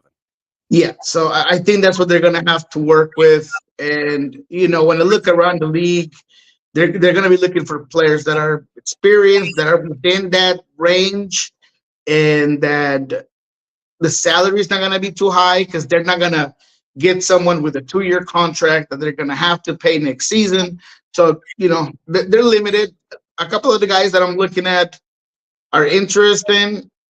Some I don't really get, but we're going to have news hopefully for you guys here in the, if not next couple of days, but by next week, hopefully.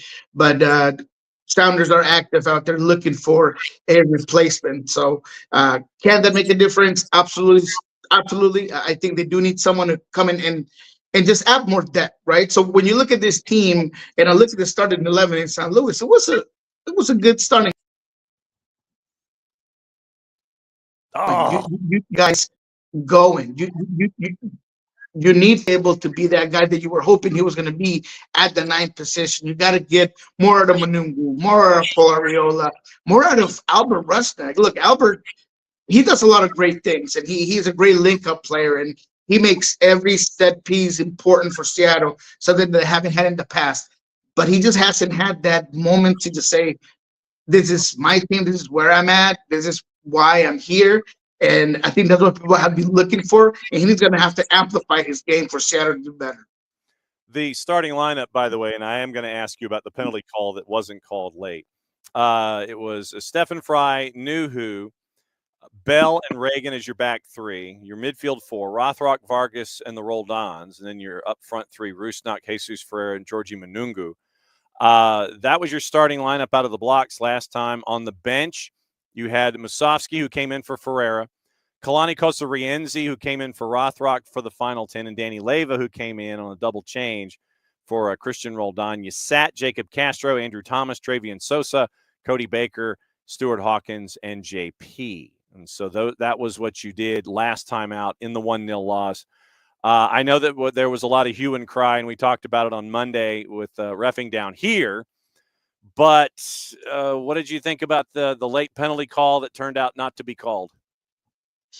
I didn't have much of a problem with it. I know that some people did, because what is or what isn't a natural position of your arm in that specific moment in time. But I think that whenever you are making a soccer move and you're going towards goal and the ball bounces into your arm and you are either better positioned or still in control of the ball by that arm pushing that ball forward, I get where they were going with it. The frustration sometimes is the inconsistency in the call, and how maybe it might defer around the league. But in that specific moment, for what had happened, as much as it hurt me both watching the game and in the juice boxes, by the way,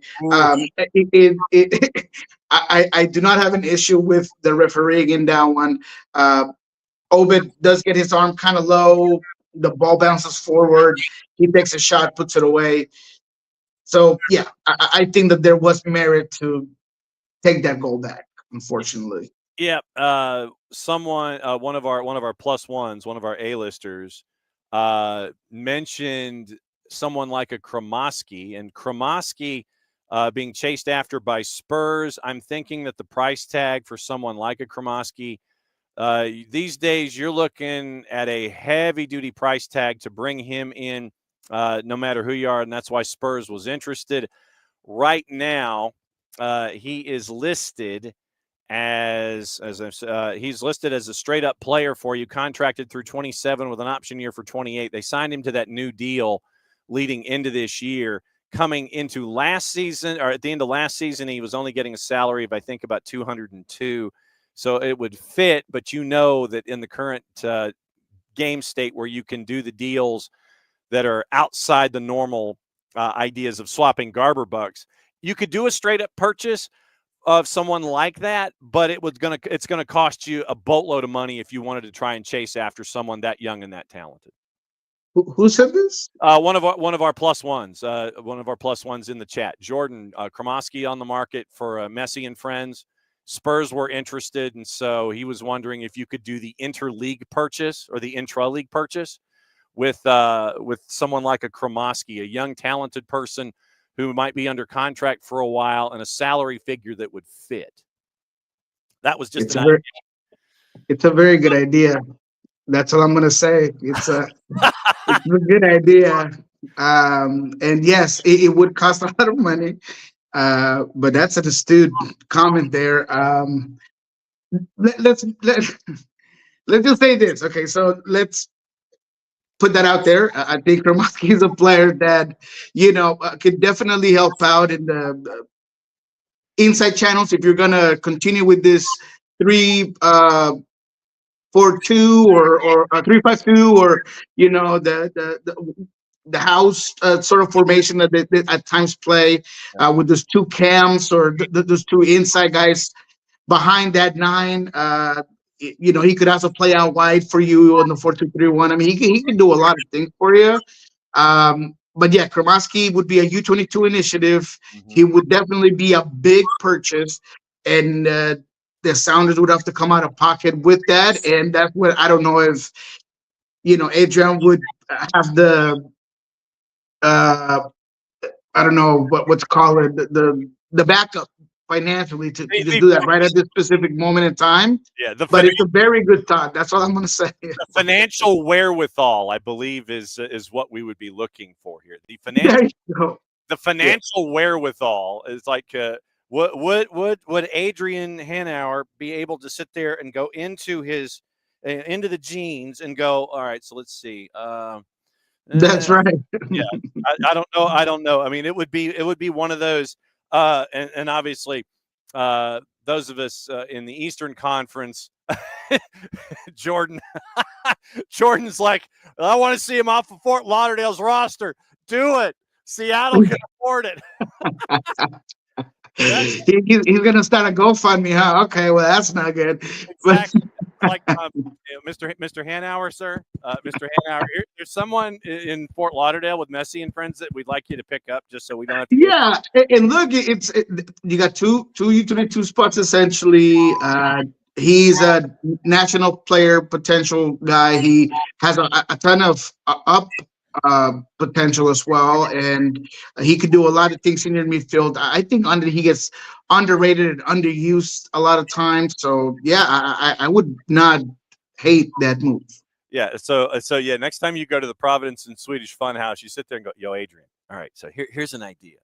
I was on with a show. I was on the morning show in Atlanta, and one of the viewers was like, "Yeah, Kromaski, yeah, go after." And just the look on it, that'd be. Adrian said, "I'll take that under advisement. I like that idea." He said, so, and he wanders off, and he gets on his cell phone, talks to Raul Sanlehi down at Messi and friends. Yo, Raul, here's an idea. Well, what would it take to get Kromaski off your hands and get him one of those interleague purchases? Yeah, we'll go with the new rules. Then we got to get Jordan in because he's definitely looking in the right places. That's all I'm going to say. But all right. So last week, with what went down in the league, Toronto still got problems. Red Bulls went crazy and had a back and forth with the purple team. Chicago's still winning. Austin shocked LAFC. DC and United and CF Montreal. If anybody watched that, I pray that you get that 90 minutes of your life back somewhere.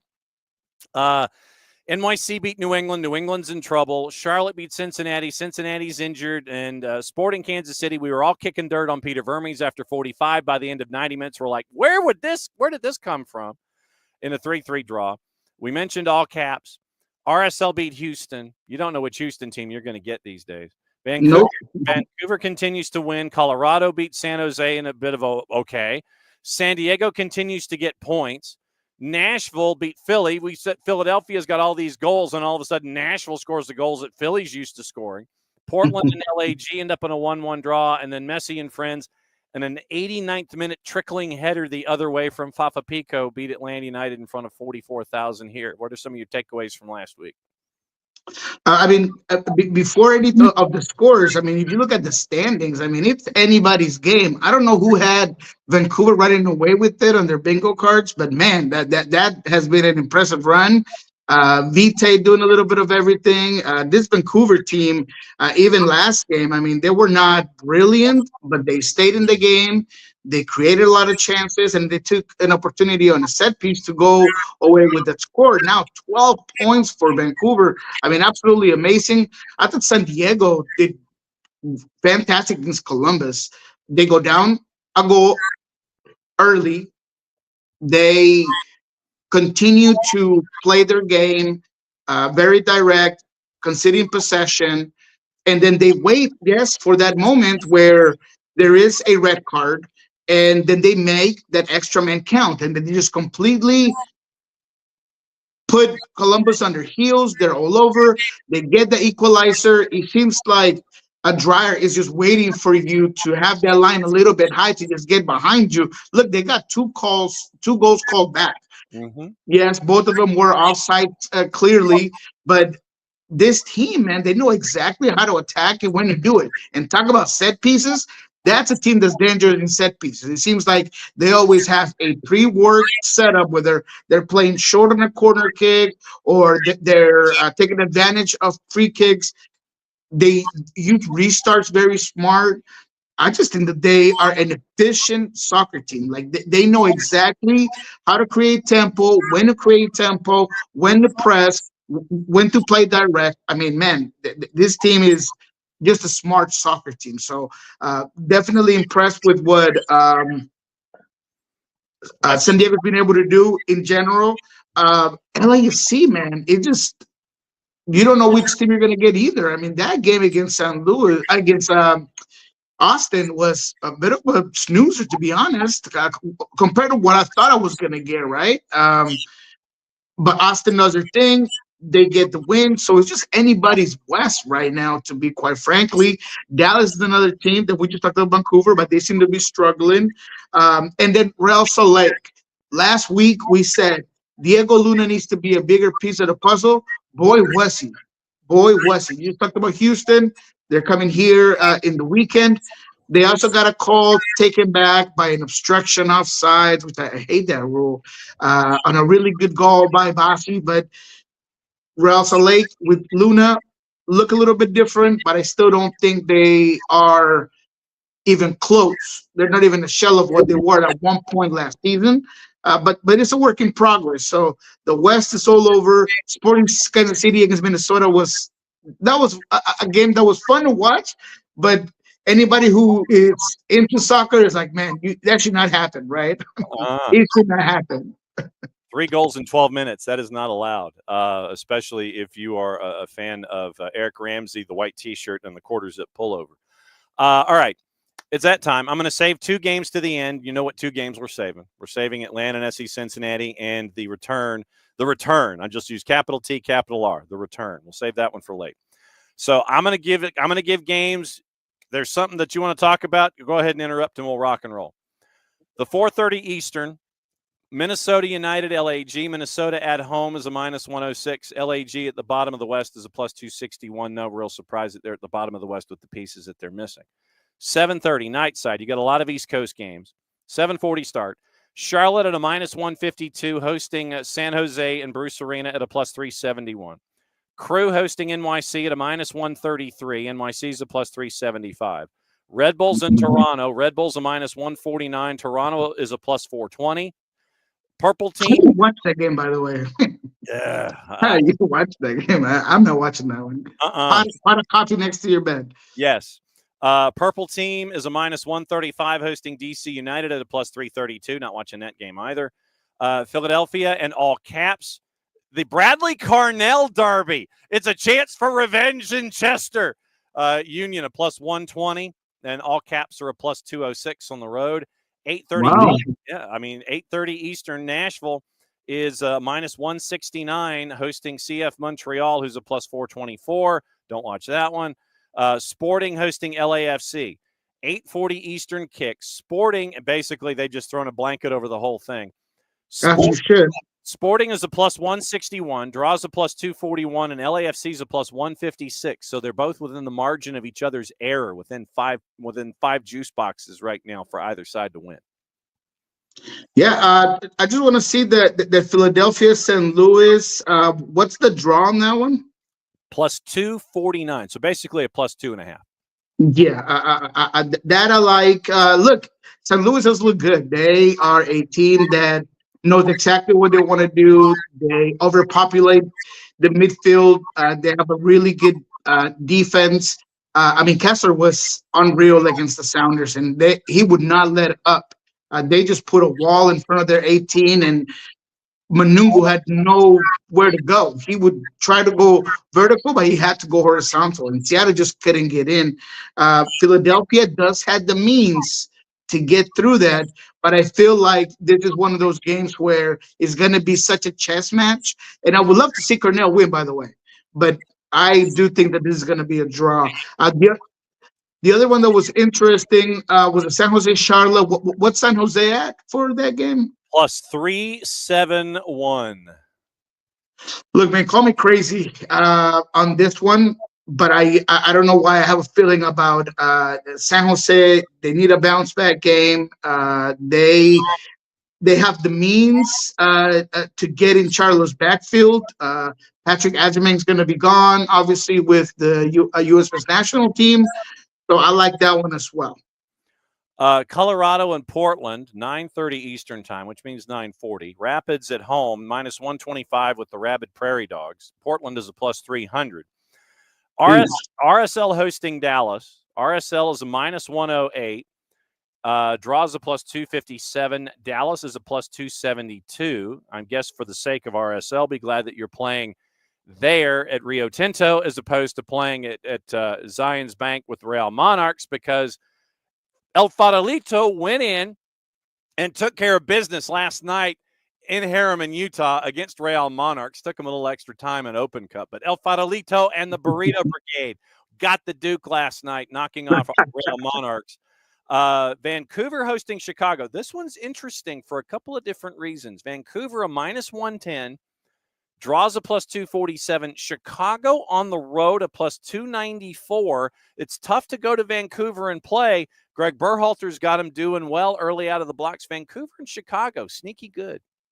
Sneaky good. And I actually, Chicago back-to-back road wins, right? And they've done it in a very Berhalter manner. They seem to they're finally getting Cyprus more involved. I like it. And I know that Vancouver's going to be missing a couple of guys for international duty as well.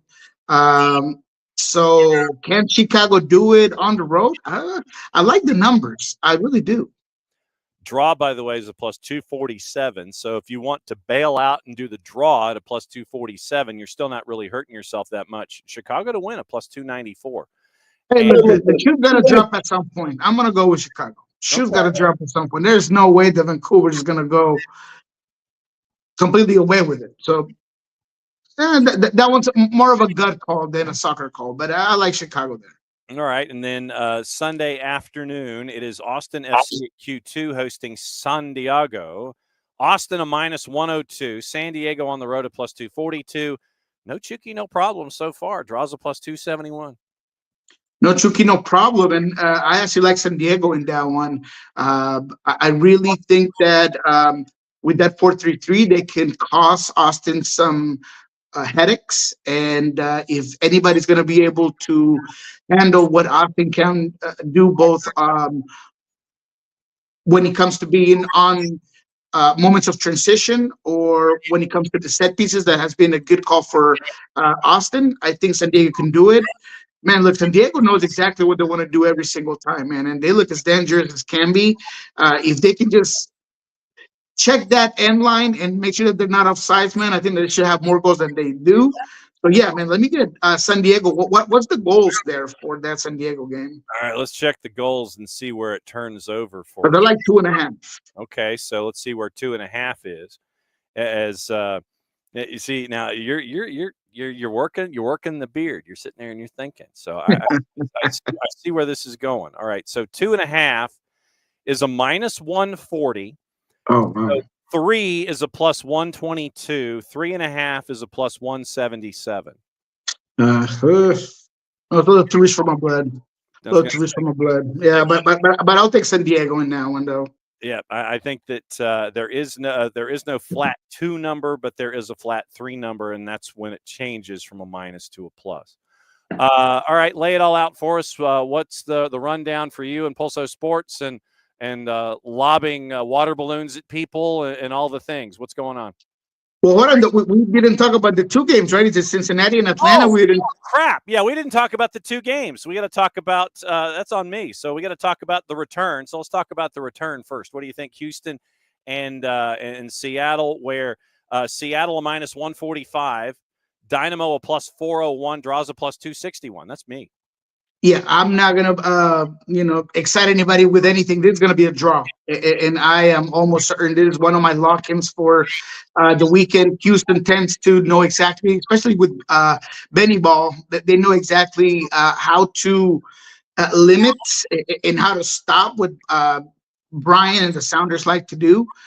We saw these teams go back-to-back zeros in the playoffs. I mean, they know each other well. And is the Nico Ball?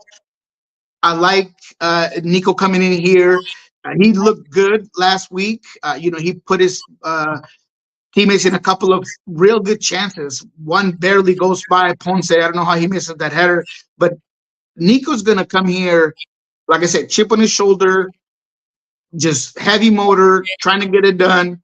But I still feel like, although it's going to be an entertaining game, I feel like it's going to be a draw. I actually like the 1-1 in this one, but it's definitely going to be, in my opinion, a draw.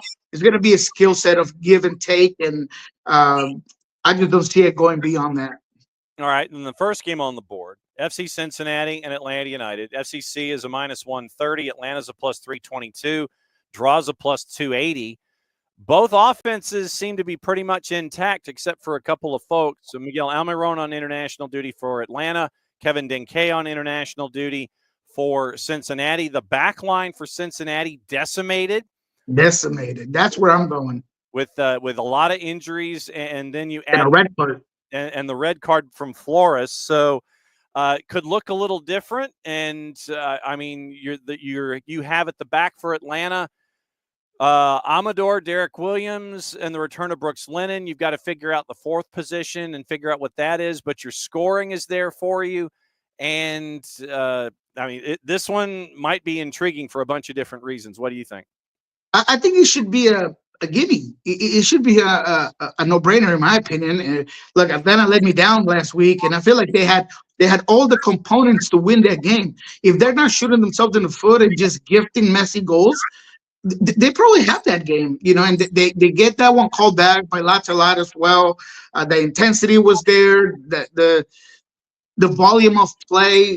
They just kind of, I don't know what they were doing in the back end. I really don't know. Building out the way they did against a team like Messi is just going to lead you to a loss. But I feel like there is something there. This should be their bounce back game. Atlanta, don't let me down back to back, man. But I think this is their bounce back game, so I like them in this one. All right. Now tell me what else is going on with what you and Pulso Sports and lobbing water balloons, and what else you doing on a weekly basis. Yes, sir. So Friday, of course, tomorrow we're going to have what we learned this week. Lots going on. We're going to have another special guest in that one, so check it out. Hopefully it's Sounders legend there talking to us about the team, where they're at, where they're going. Obviously, with the Nico return game, is going to be fun getting his takes on it, but it's not completely locked, so I won't say the name. Then, of course, Mondays with Lobbing Scorchers kickoff. We'll break down the entire weekend of MLS, focus mainly on the Seattle Sounders, of course, and the Western Conference.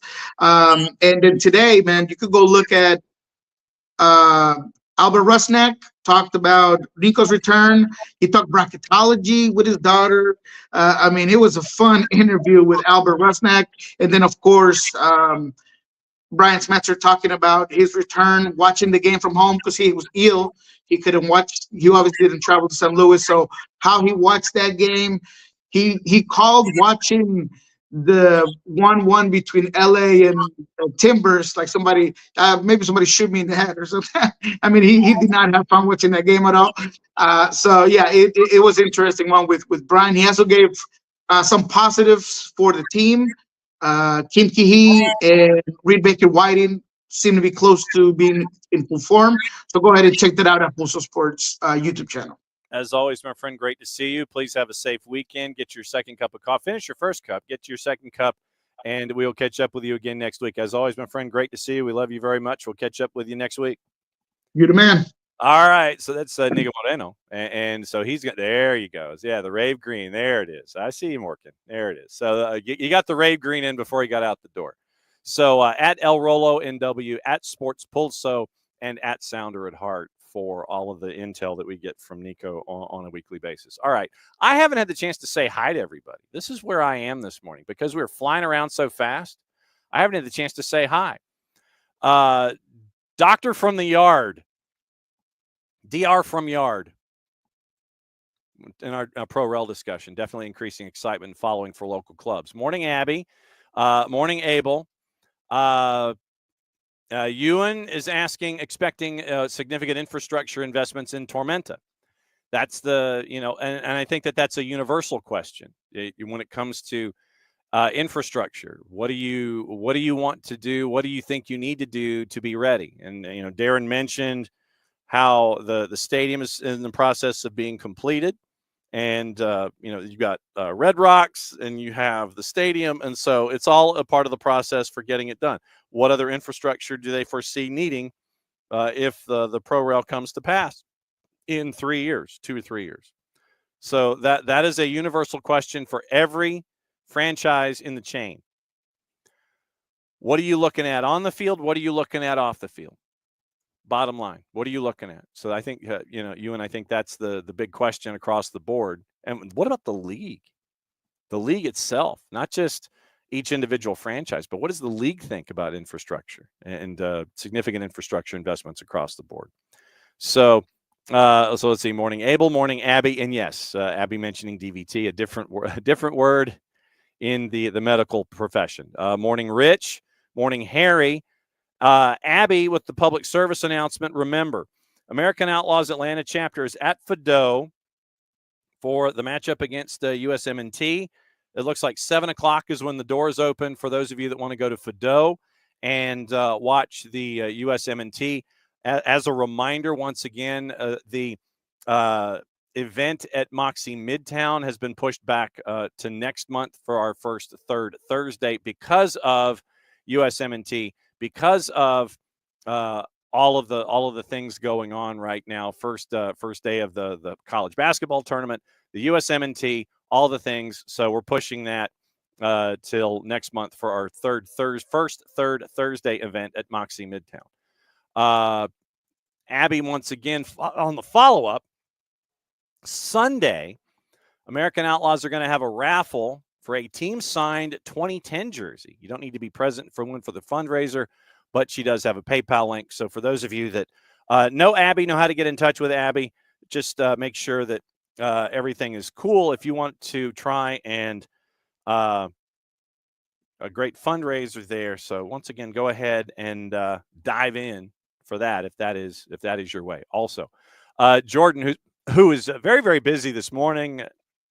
Jordan, you've given Nico something to think about when he has conversations with Adrian Hanauer at Providence and Swedish Bouncy House, Fun House, and Partying Extravaganza. So you gave him something to think about. I'm guessing they're chasing after a U22 in the league that they think they can get at a decent price. So keep an eye on that. So Jordan this morning was watching Australia, Indonesia. Interesting. Many of the Indonesian players are really Dutch. I mean, I think.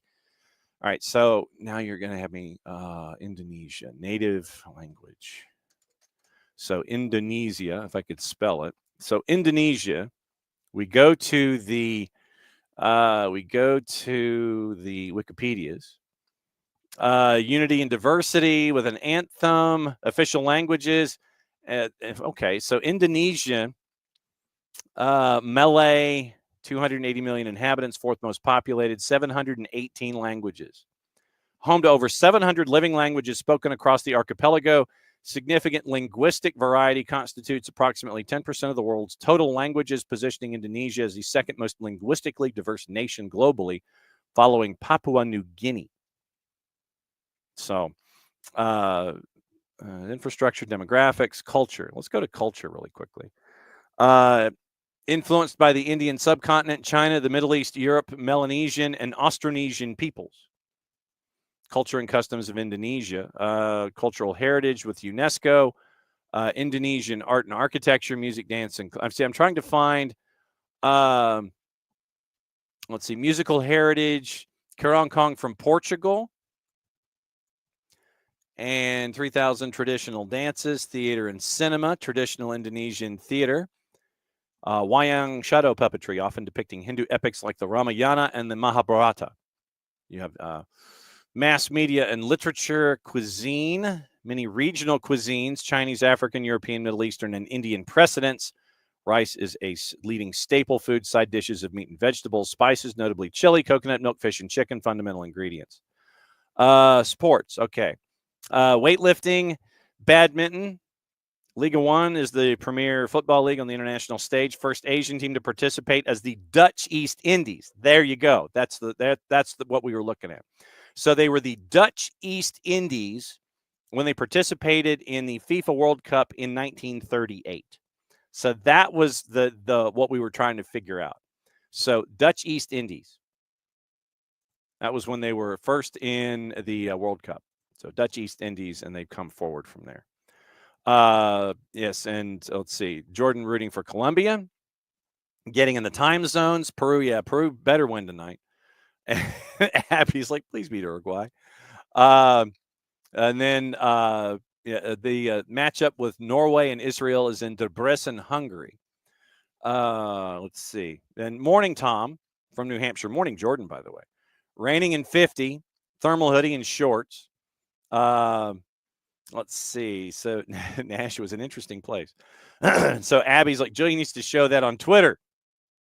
The Marshall Islands, no doubt. Like I said, we probably should send Jillian a scarf or see if Jillian will invest and see the picture of Maddie holding up the scarf that we helped out for supporting the Marshall Islands.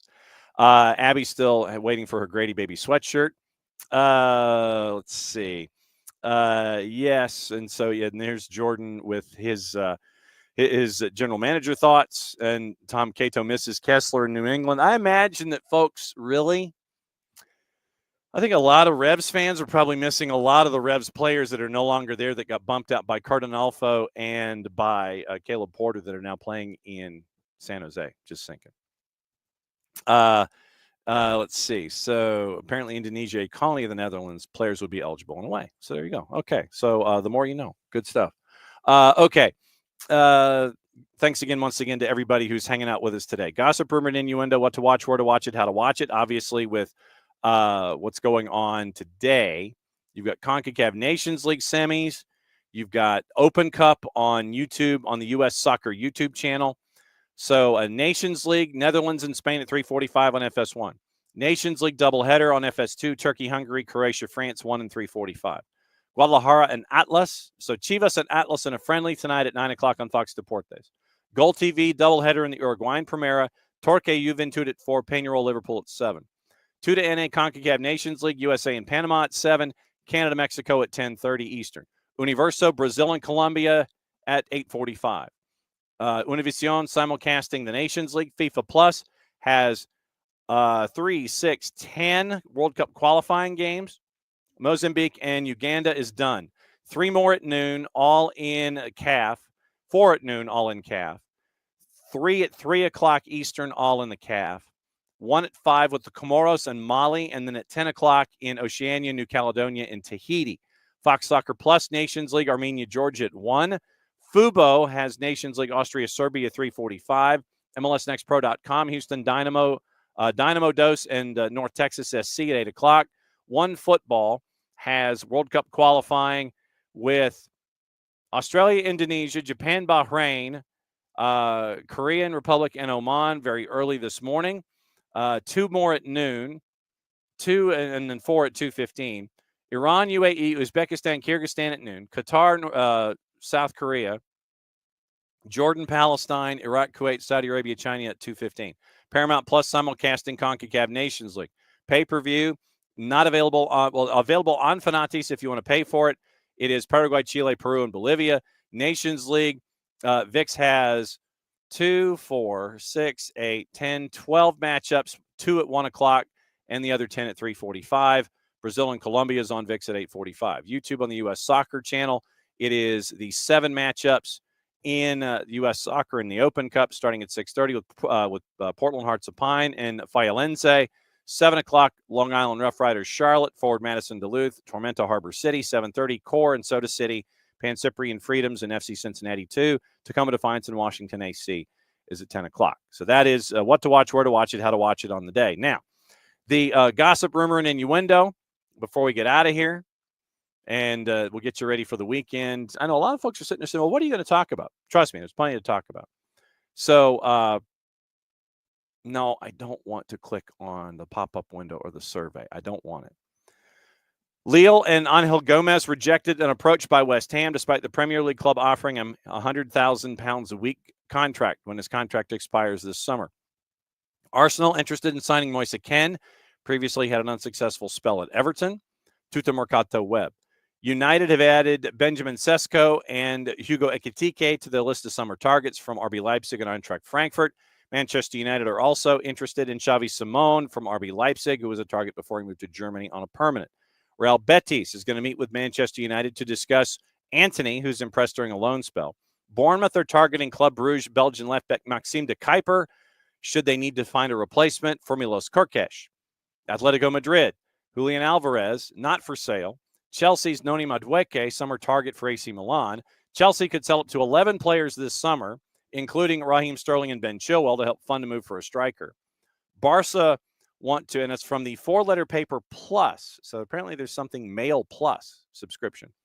Barca want to re-sign Messi to coincide with their return to the Camp Nou in summer of 2026. That comes from TNT Sports in Europe, not the TNT like Ernie Johnson and Magic and Barkley and Kenny Smith and Shaq, not them. TNT over in Europe. Raul Asensio set to sign a long-term deal with Real Madrid from Fabrizio Romano. Real Betis, one of 3 La Liga clubs, keen to sign Junior Firpo on a free when his contract expires at Leeds. Gateshead FC, tight-lipped amid ongoing speculation regarding a potential takeover at the National League club involving Victor Anakebi. Liverpool remain interested in signing Guevara Reed, who's 18, as a replacement for Trent Alexander-Arnold. Arsenal monitoring Luis Diaz at Liverpool. Newcastle confident of keeping Bruno Guimaraes if they qualify for Champions League amidst the midfielder being linked to Arsenal. So that's your day. That's what has gone on today, people. A lot of folks. A lot of things. So thanks for hanging out with us today. It was very busy. It was Darren Van Tassel, president and co-owner of South Georgia Tormenta, talking USL Pro Rel. It was our buddy Nino Torres at Gold TV, and he got to break down everything around the planet, everything from Libertadores to South America to Portugal, and we do that in a half hour every Thursday to start off hour number 1.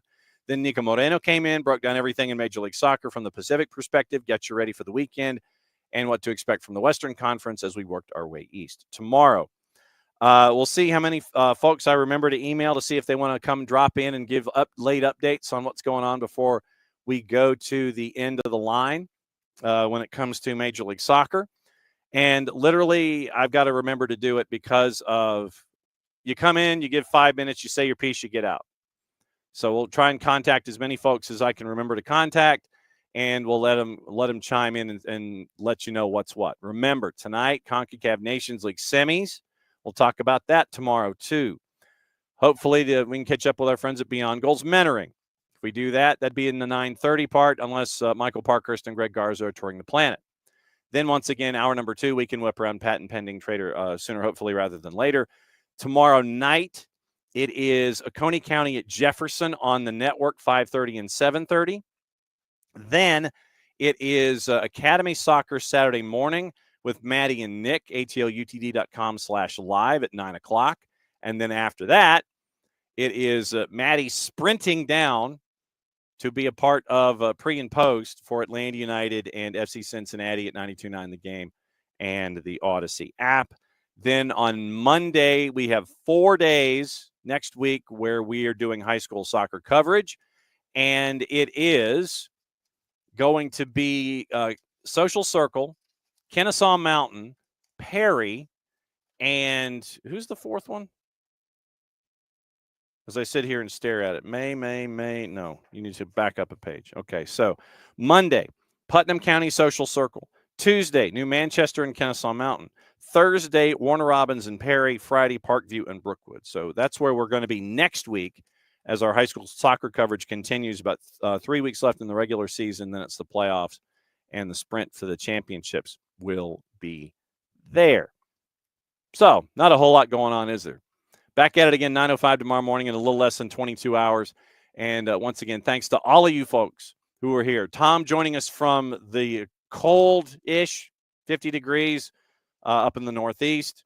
And thanks to all of you who came in this morning to listen to us, catch up with Nico Moreno with Nino Torres, and with Darren Van Tassel from South Georgia Tormentas. So thanks to all of them, and thanks to all of you. We'll be back at it again to set your weekend up tomorrow, a little less than 22. Mucha plata, y'all. Play it safe, and since it is the end of the show, it means I get to do this. See you again 9:05 tomorrow morning.